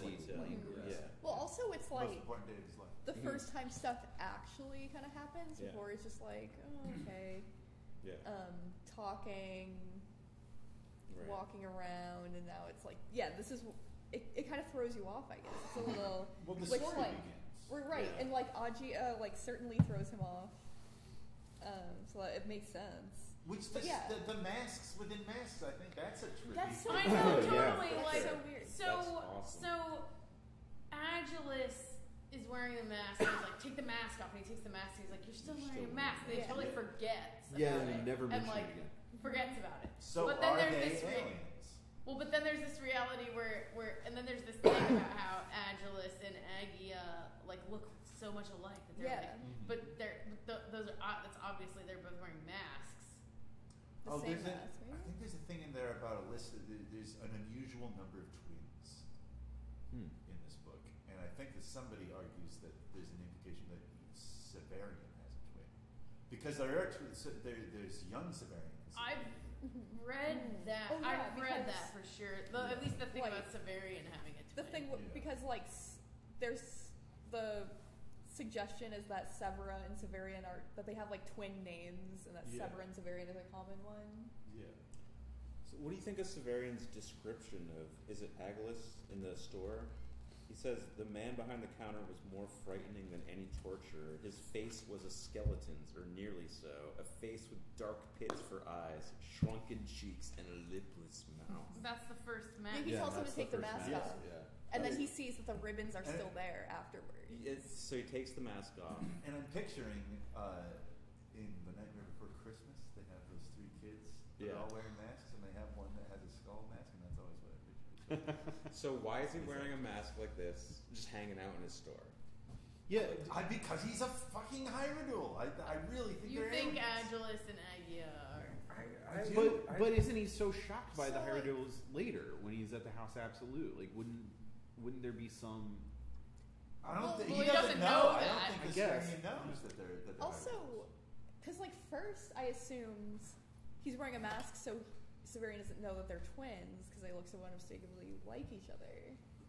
But if those are masks, why wouldn't he just wear a different human mask, right? To hide that. It is once that first one is taken off. We and he never takes it get off. to their bottom masks. They never argue about it. I don't think that the Severian that's writing this book knows that they're Hyrules. Wow. Okay. It's like it's one of the. It's not revealed or like even alluded to at any point. Right. It's just this mask thing, and the only other thing that does this are Hyrules, and so I think that it's true, but Severian never put it together. That makes sense. So they're just kind of poorer aliens. Maybe they're some. Have you looked that up on any of the message boards? I haven't. Does the Autarch work with the Hyrules? Yeah. So he could As be does like. Baldinus. Yeah. Oh, because when they're talking about like how they're weird on purpose, so people won't worship them instead of the Autarch. So do you think the Autarch could be like, go fuck a Severian in the rag shop? You know, there's another Jack Vance connection too with the masks. There's this Jack Vance story, The Moon Moth, which I've read a comic adaptation of, but it's like this guy's sort of this like government agent. He goes to this planet where everybody wears masks all the time. They're different animals and stuff, and there's like this whole like social code that goes with these masks, and there ends up being this like mistaken identity kind of thing. Like really, like an interesting deal. I wonder. I don't know. That sounds awesome. Yeah, I don't know how much Gene might have been like, just another Jack Vance thing I can take, but like, Yeah, it might have been, but it seems to come from a similar place. That's like sort of continual, like layered obfuscation of identity. I'm still confused. Yeah, I mean, it's weird. Like in Jack Vance are like funny jokes that Gene Wolfe was like really emo about. It was like, no, you don't realize this is like a tortured metaphor for like a really serious thing.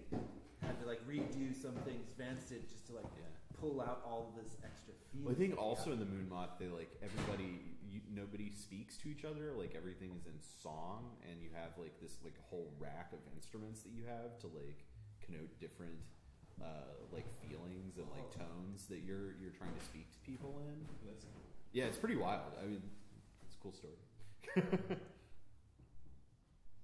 Oh, did it spark something? No, I just want to talk more about Agilis and Agia. Okay.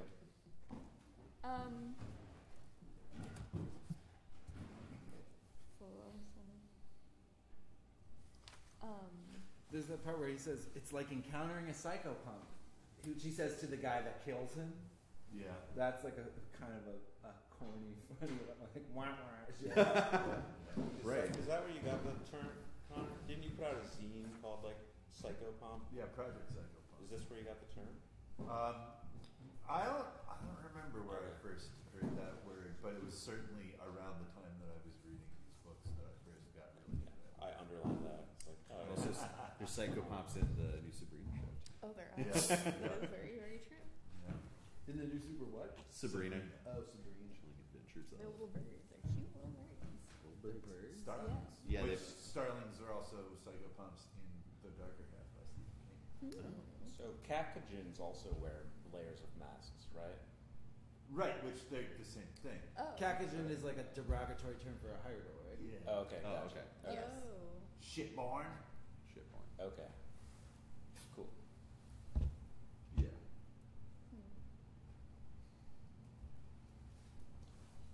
I feel like all the things that the more interesting things to say about Agilis are after the fight. Right. Oh wait, here's some weird thing that I underlined that I thought interesting, but like is interesting if we're talking about them being hybridals tied to the autarch. Is when there's the I underlined this thing I was thinking about the autarch. They're talking about the duel. You have to fight or they'll have you assassinated.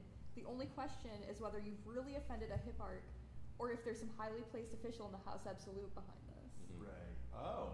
Well. Yeah, I underlined there you that go. too. I mean, their justification for why he has to fight. It's silly because crazy. they're just making it. Yeah. You can't own a nice thing if you don't intend to sell it, and you're destroying capitalism. If you don't intend to sell everything you own, whenever someone offers you a fair Yeah. price for it, if somebody offers you a fair price, then Do they talk about that when they're in the jail later? no. He talks about that now in here? I don't know. That's if it's- definitely the world we live in. Yeah. Agia says it to him at some point. It might be later on. Oh, wait, you think when they're both in prison in When, the very end of the story? I want to find that part where No, is it- Agilis, where like he sees both of them. Is it in the second book? When in the very Oh, beginning of with the the second book, sorcerers. when he sees Agia again, when he has to kill Agilis and he's in jail. Isn't that when they're talking about that? Oh, at the end of this book. At the end Yeah. Of, yeah. at the end of Okay. this book. Well, I don't know if it was the guy who owned the Parkway or the guy who owned the building that's Penn and Quill now. But Joy says that one of those guys got eminent domained by the city and like died very shortly after receiving his money because he had been kind of fostering this sort of futile dream of rehabbing the building and opening it up. But then when the city like forced him to give up that dream, like he got cancer like a year later and died. Wow. And I forget which one of those it is. I mean, both of those buildings got eminent domain, Yeah. and then like sold to, like P&Q got sold over to Schechter, and then Yeah. Parkway got sold to the foundation or whatever. that set that place up. Stavros and Yargos. Yeah, but they were both owned by old cranks who were like not, who had like a big vision of what they were going to do, but didn't have enough money and were just like constantly kind of doing the bare minimum to keep the city from taking the building until the city was like, no, we're just taking this. You have to take our check for it. Yep.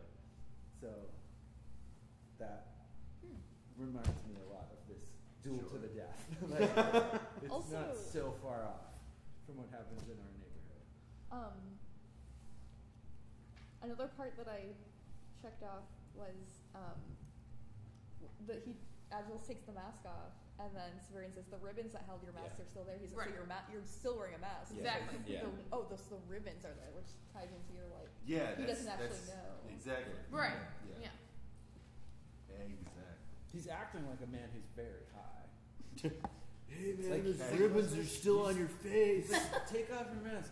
Wait, but you didn't take your mask off. And then just forget it. Whatever.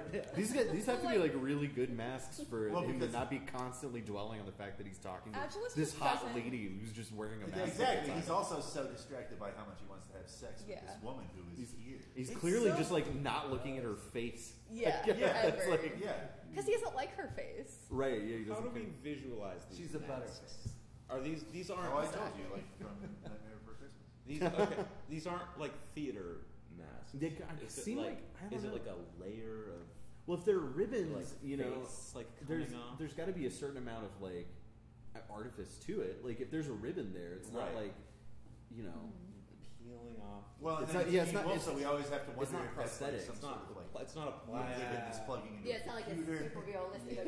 That it's really just like a cloth and Like that. Okay. I don't know. Cloth, what to Like look like. There's That's like a ribbon tape. Yeah, it could be like it could be like Because it does Like seem just, like, like hard they plastic mask. move.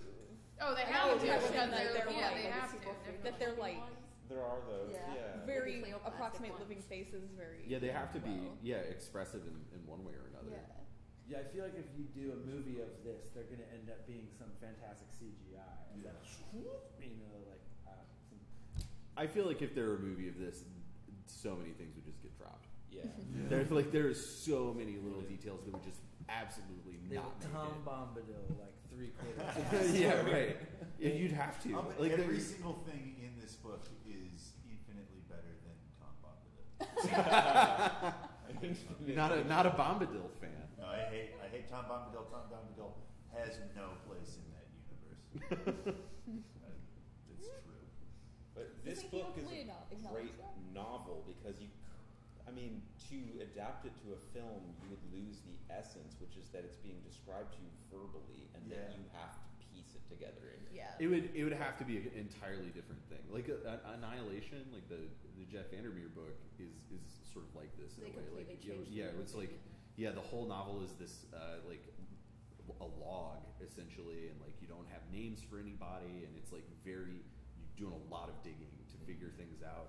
And then in the movie, they're just like, no, you just gotta throw them in. It's still a good movie, but it's like you lose the language. The language is like such a vital part of this book and of Annihilation. Yeah, and every novel, as it turns out, they're made entirely of language. They're in fact made entirely of language. Oh, so what's up with this fucking insane paragraph? No intellect is needed to see those figures who wade beyond the void of death. Every child is aware of them, blazing with glories dark or bright, wrapped in authority older than the universe. Yeah. They're the stuff of our earliest dreams, as of our dying visions. Rightly we feel our lives guided by them, and rightly too we feel how little we matter to them. The builders of the unimaginable, the fighters of wars beyond the totality of existence. Yeah. What the fuck? I mean, the whole series of paragraphs there is pretty out there. Yeah. All of our ancestors have created the world that we live in by the things that they did, which they were just doing to try to get by. I feel like it's what that's Right down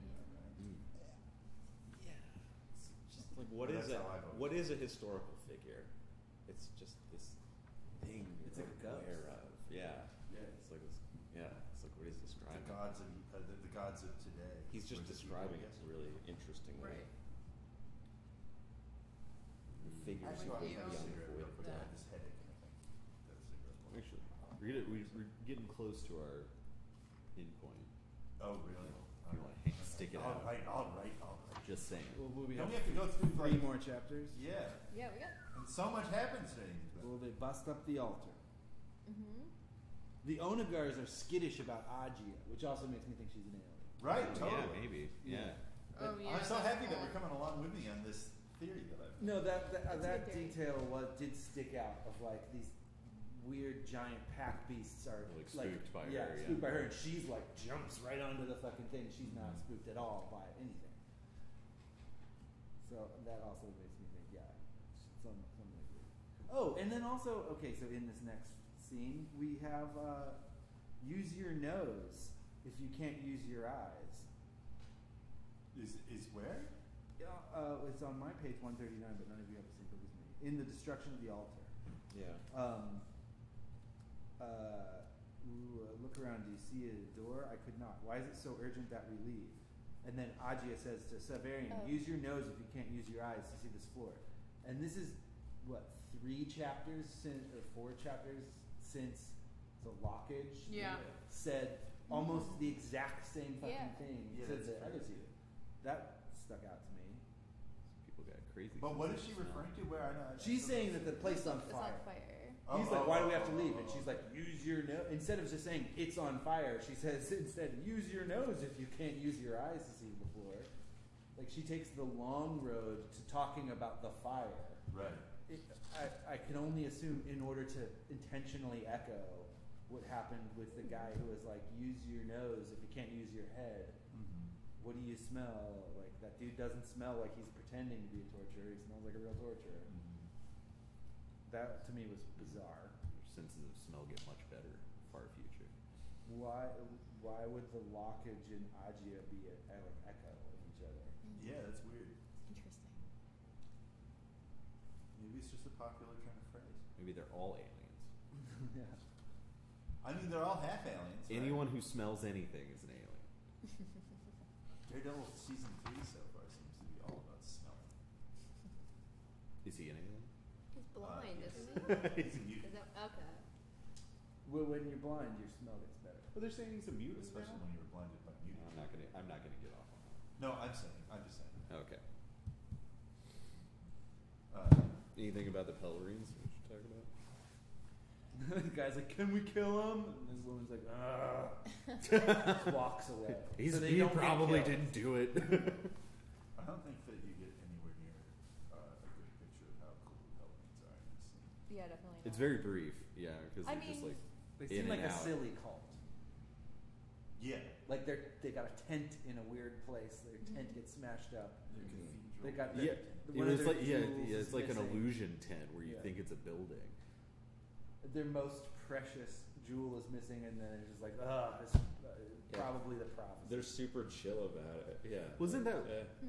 Isn't Whatever. when Severian's leaving the city and he looks back and he sees the spacecraft? Isn't that like the Pellerine tent, like just rising up into the air? Oh. It's on because it's on fire. Oh, it's because it's on fire. I think because later he talks to someone who's like, yeah, the Pellerine tent was on fire. Yeah. Oh, okay, right, okay. Yeah. Well, that's much later, right? Yeah, that's at the end of this book. But I mean, like when they see the tent is much later, right? When they see the The tent in the air. Yeah. That's like at the end of. interesting. Yeah, it's because he's with Dorcas leaving Yeah. the city at that point. Oh, Dorcas. I can't wait to meet her. Yeah, I don't know. Not really that much in here. And So she like grabs their arms, and I think maybe she's doing like a lie detector test with their pulse or something. Well, they strip Agia down yeah. too, which is an interesting. Like they pretty much leave Severian alone, but they're like, Yeah. no, we're gonna take off this lady's clothes. Well, because they know she's lying, Right. And they're like, okay, she has the thing, and then she doesn't, so they're like, okay, I'm just gone. Well, maybe if it's like if what Ryan, I was reading another passage, so I'm just checking back in now. But maybe like what Ryan said, going along with your aliens thing. If they think that she is a Caucasian pretense that they were gonna search her, but like for some kind of other reason. But I don't think that they don't need to think that she's a deputy to do that. They know that she's stolen from them, right? They can kind of sniff out lies. Well, yeah. So to speak. I mean, I also part of my Much problem with not. talking about the Pelarians Yeah. is that I think of them as being exactly the Bene Gesserit. I know, me too. Okay. I just Totally. like assume that Well- they're doing all the Bene Gesserit things. Yeah, I think like this thing. I think this is a trick.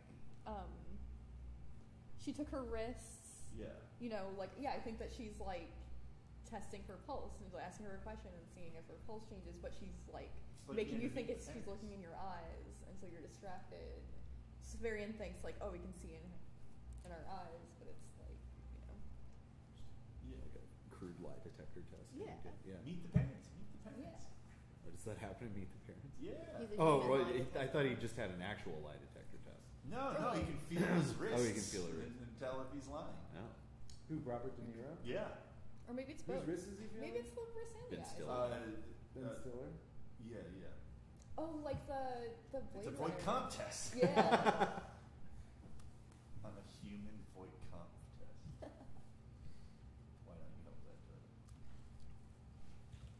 It's weird though, but I guess what I think is weird about that is that Agia did.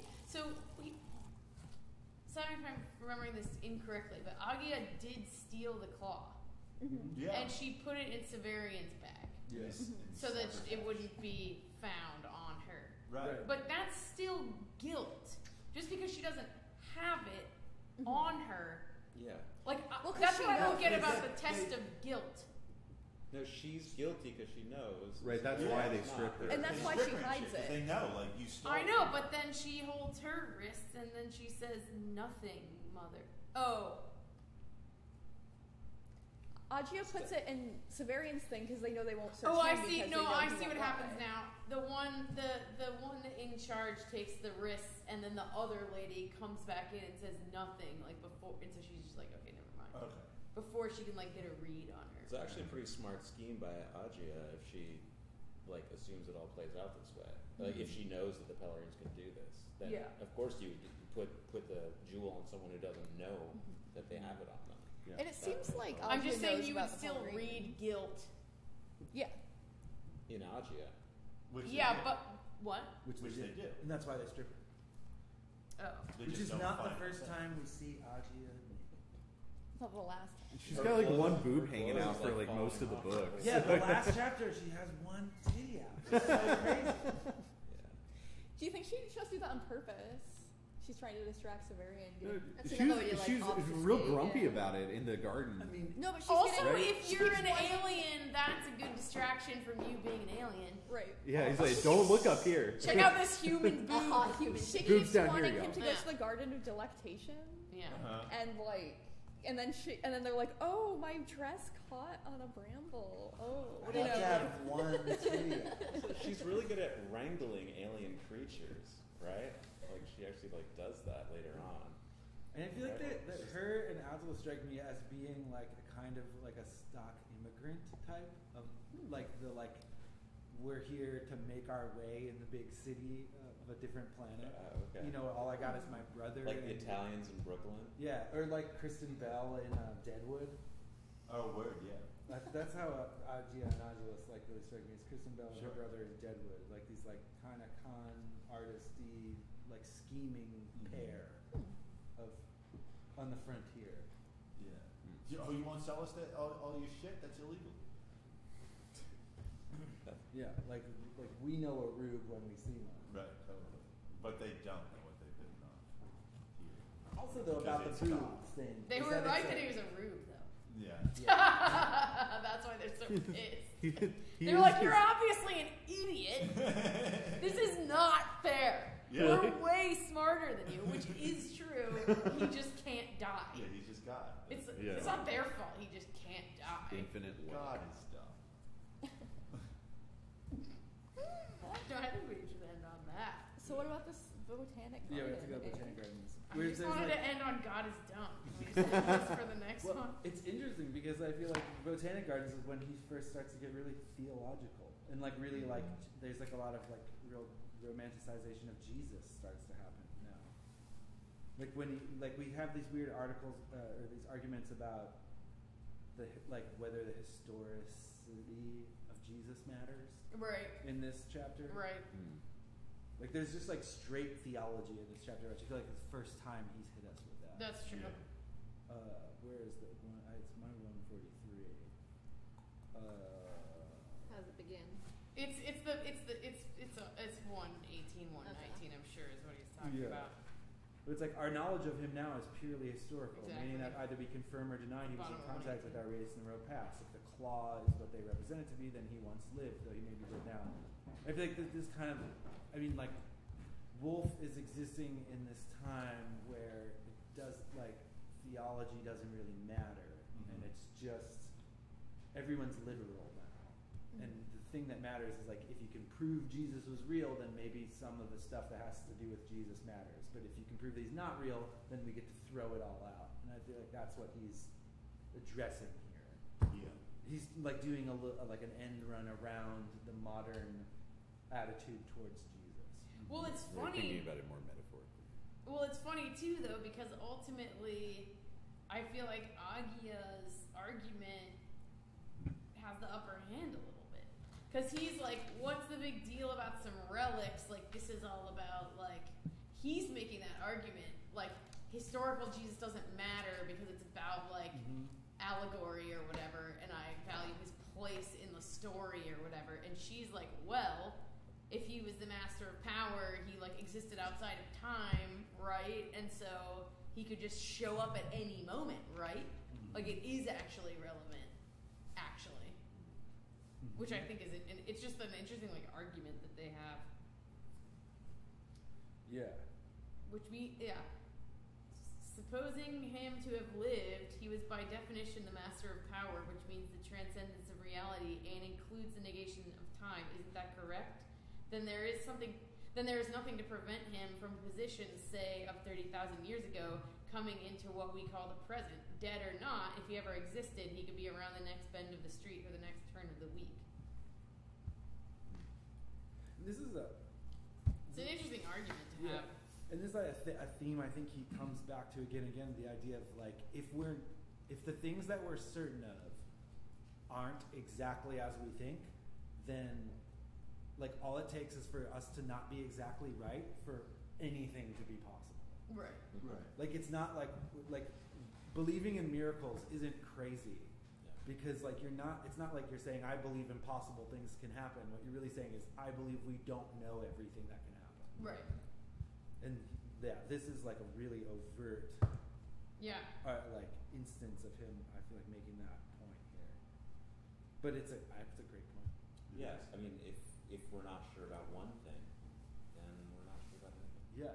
And it is kind of unique to our like era, the amount of certainty that I feel like we have. Yeah. Like we have a kind of like such an elevated certainty about what. That's been humanity at every step. That's true. Though. No, it is, but I mean, we looked at how Danny DeVito was like instantly. But the certainty used to encompass like demons or gods, and so the certainty then was a slightly different thing. Whereas like to the certainty now is so severe. Yeah. And finite. Yeah. I think that never before have we thought that we were at the apex of evolution. This get back to Neil deGrasse Tyson.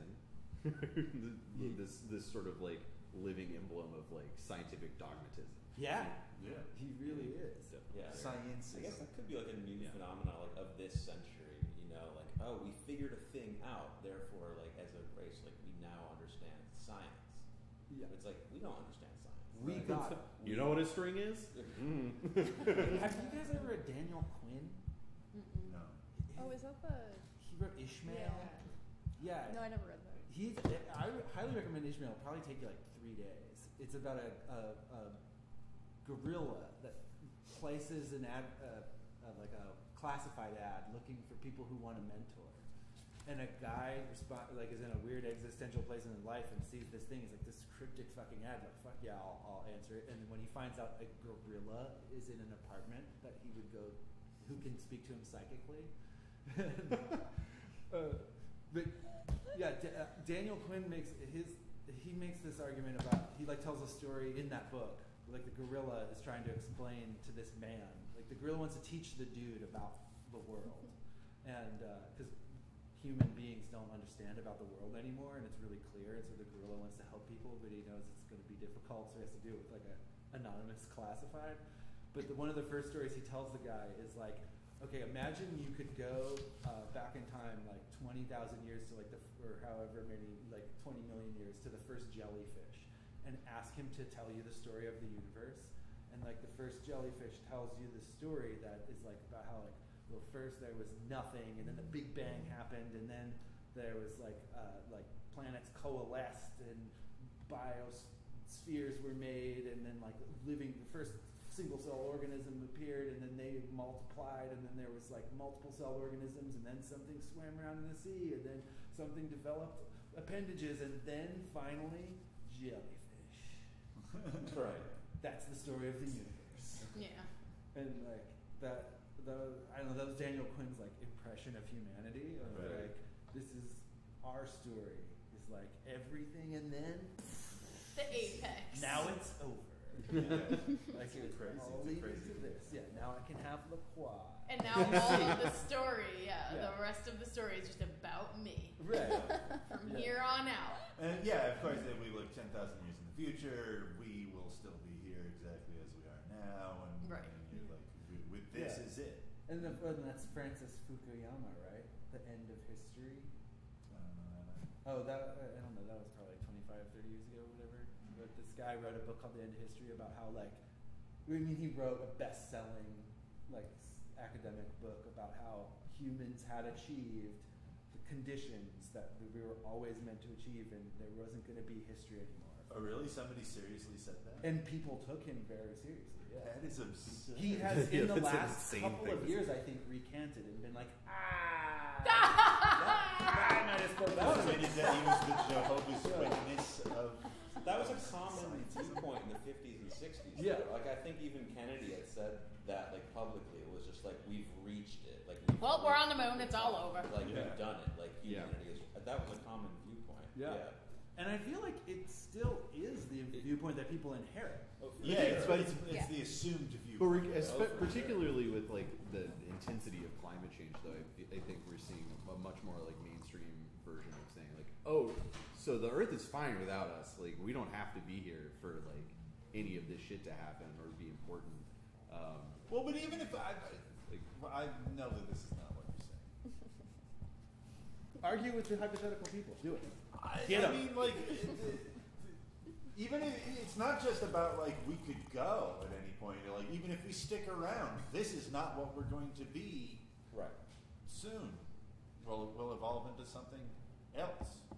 Yeah, or we'll even think differently. Like if you heard the bicameral mind theory, which is that like Right. in the ancient Greek time, like consciousness was literally different. Like we didn't have internal monologues like we do now. We were just we're just walking around, looking around, and any thought we did have was thought to be a telegraph from the gods, and that's Right. where the idea of gods come from. If there was a thought in your head, God is telling me to do something, and That's that's such an how interesting. humanity What is was. that called?